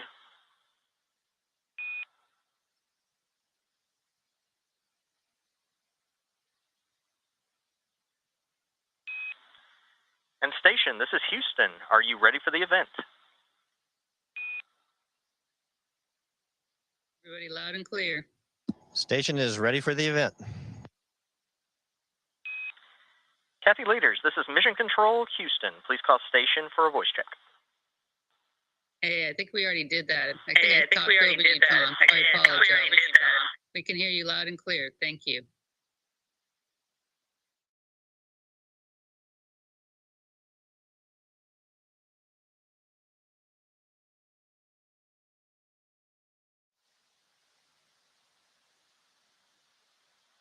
Tom, I don't know if you muted again.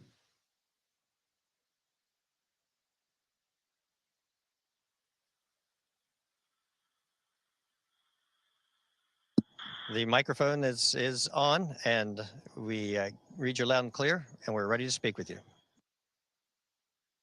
Okay, well, I had an old boss whose his greatest praise was when you heard him say, "Nicely done."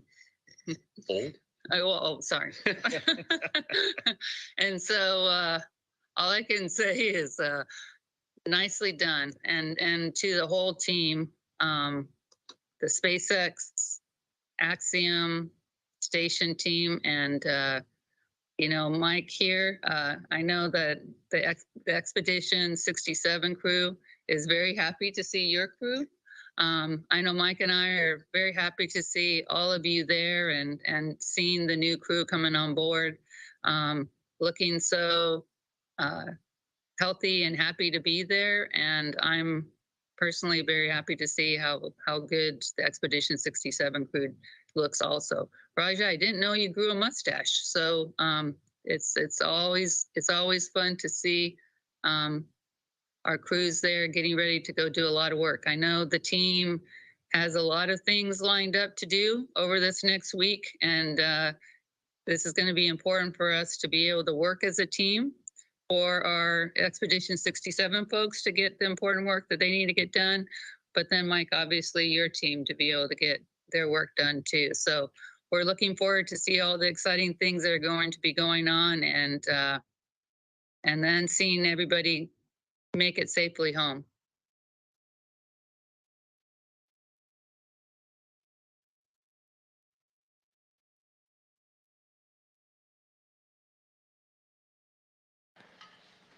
And just a short momentary handover, we'll get that communication back real quickly with the space station and then continue through our welcome.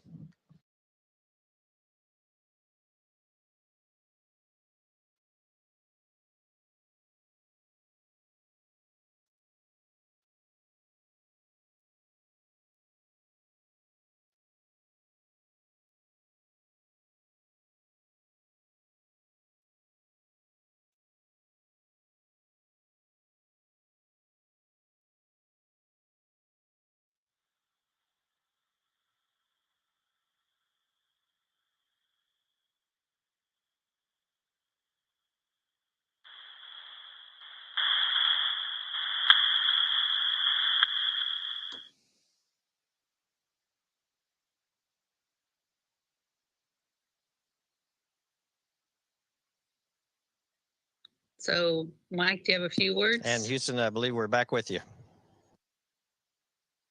Hey, Tom, this is Suf. Can you guys hear us?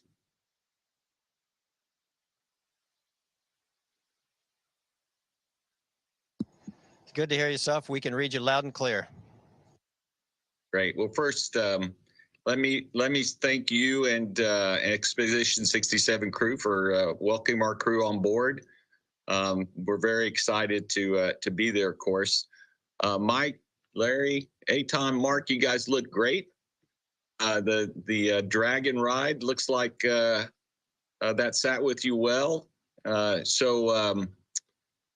I'll say thanks to our SpaceX team for getting you there. That was really awesome. My thanks to NASA for hosting us, and to the entire crew. You know, we've been talking about this history-making mission for a long time, so we're going to stop talking about it now and just get on with it. So you guys have a great mission. We'll look forward to it. And with that, I'll hand it over to LA to do the pinning ceremony.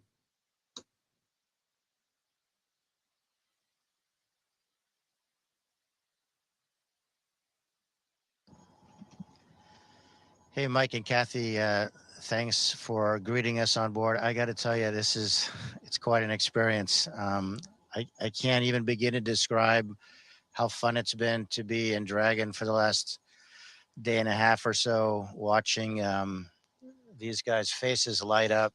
True story. You know, we had just reached orbit and getting out of our suits, and I was, busy at doing commander stuff, and one by one, I could hear them say, "Expletive deleted," as soon as they looked out the window. Literally every single one of them. And I just smiled a little bit. And then when I got my turn to look at it, same expletive. It's just an amazing experience. Anyway, there's a tradition that when you cross a certain boundary, and that boundary is debatable, but in the United States, it's 50 miles, you become an astronaut in altitude. And that happened to these three gentlemen for the first time yesterday. It was a pretty exciting moment. We were in the middle of first stage, but we noted it. And now I'd like to note it a little more officially. There is a very special pin that NASA astronauts wear that is gold and designed by the original Mercury 7. But until recently, there has been no internationally recognized pin. So none of the other five, or I should say other four space agencies, nor do the Chinese that I know of, have a symbol that people wear in civilian clothes for commemorating that they're astronauts.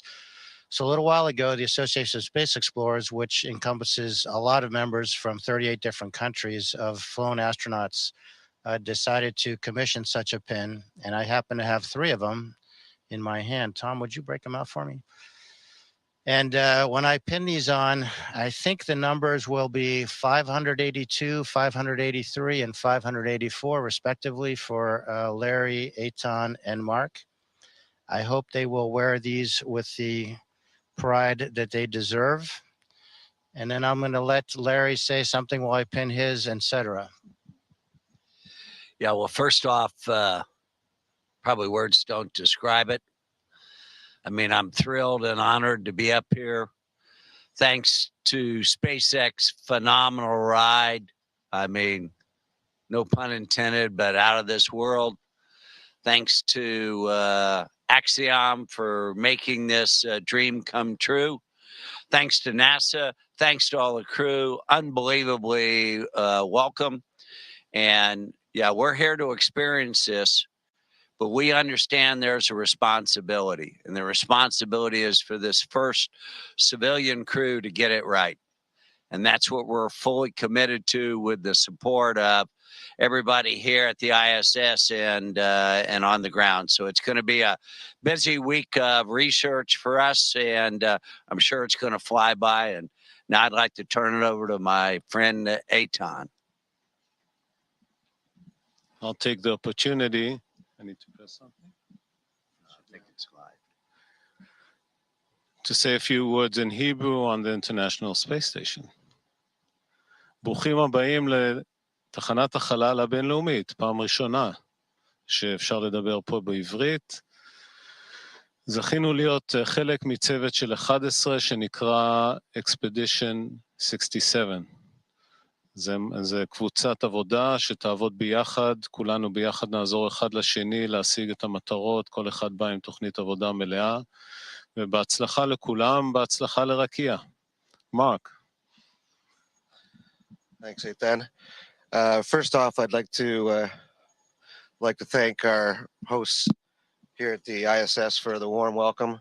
It was really great to be looking up through the closed hatch and see you guys making your way to us, and then to come on board and be so warmly greeted by all of you.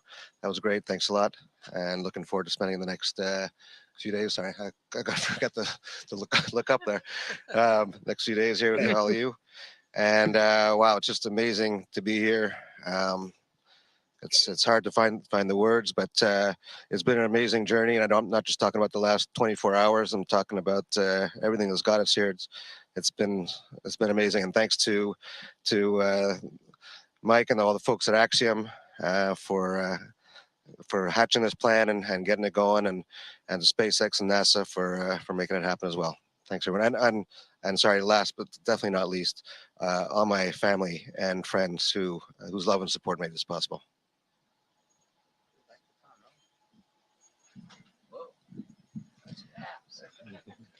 And we just want to say the Expedition 67 crew, all of us are incredibly thrilled and excited to welcome Axiom on board. And on this historic day for continued, we expect long-term cooperation with NASA, with our international partners, and with private companies and private astronauts. So we're ready to go to work. Thank you. Godspeed, everybody. Thank you, guys. Have fun.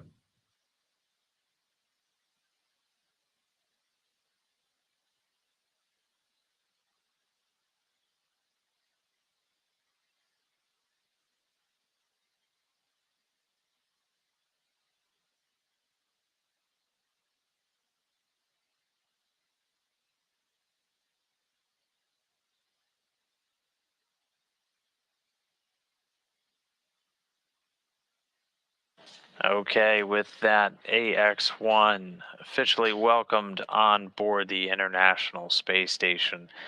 So it was a very successful day. We got a little bit of extra time there as we hung out about 20 meters from the space station, but everything completing as expected. We were able to dock AX-1 to the space station at 7:29 a.m. Central. It's 12:29 GMT, while they were flying just about 258 statute miles over the Atlantic, getting the hatches open a little less than 2 hours later. And 4 crew members, the first ever all-private astronaut mission to the space station, now on board and welcome. So it's going to be an extremely busy week for them ahead, but it was great to take everybody through the operation so far this morning. That's going to do it for me from Mission Control Houston. So I'll sign off and send it back to Andy and Trisha at Hawthorne. Thank you both for being with me this morning, and congratulations again on the successful docking of AX-1 to the station. Yeah, thank you, Dan.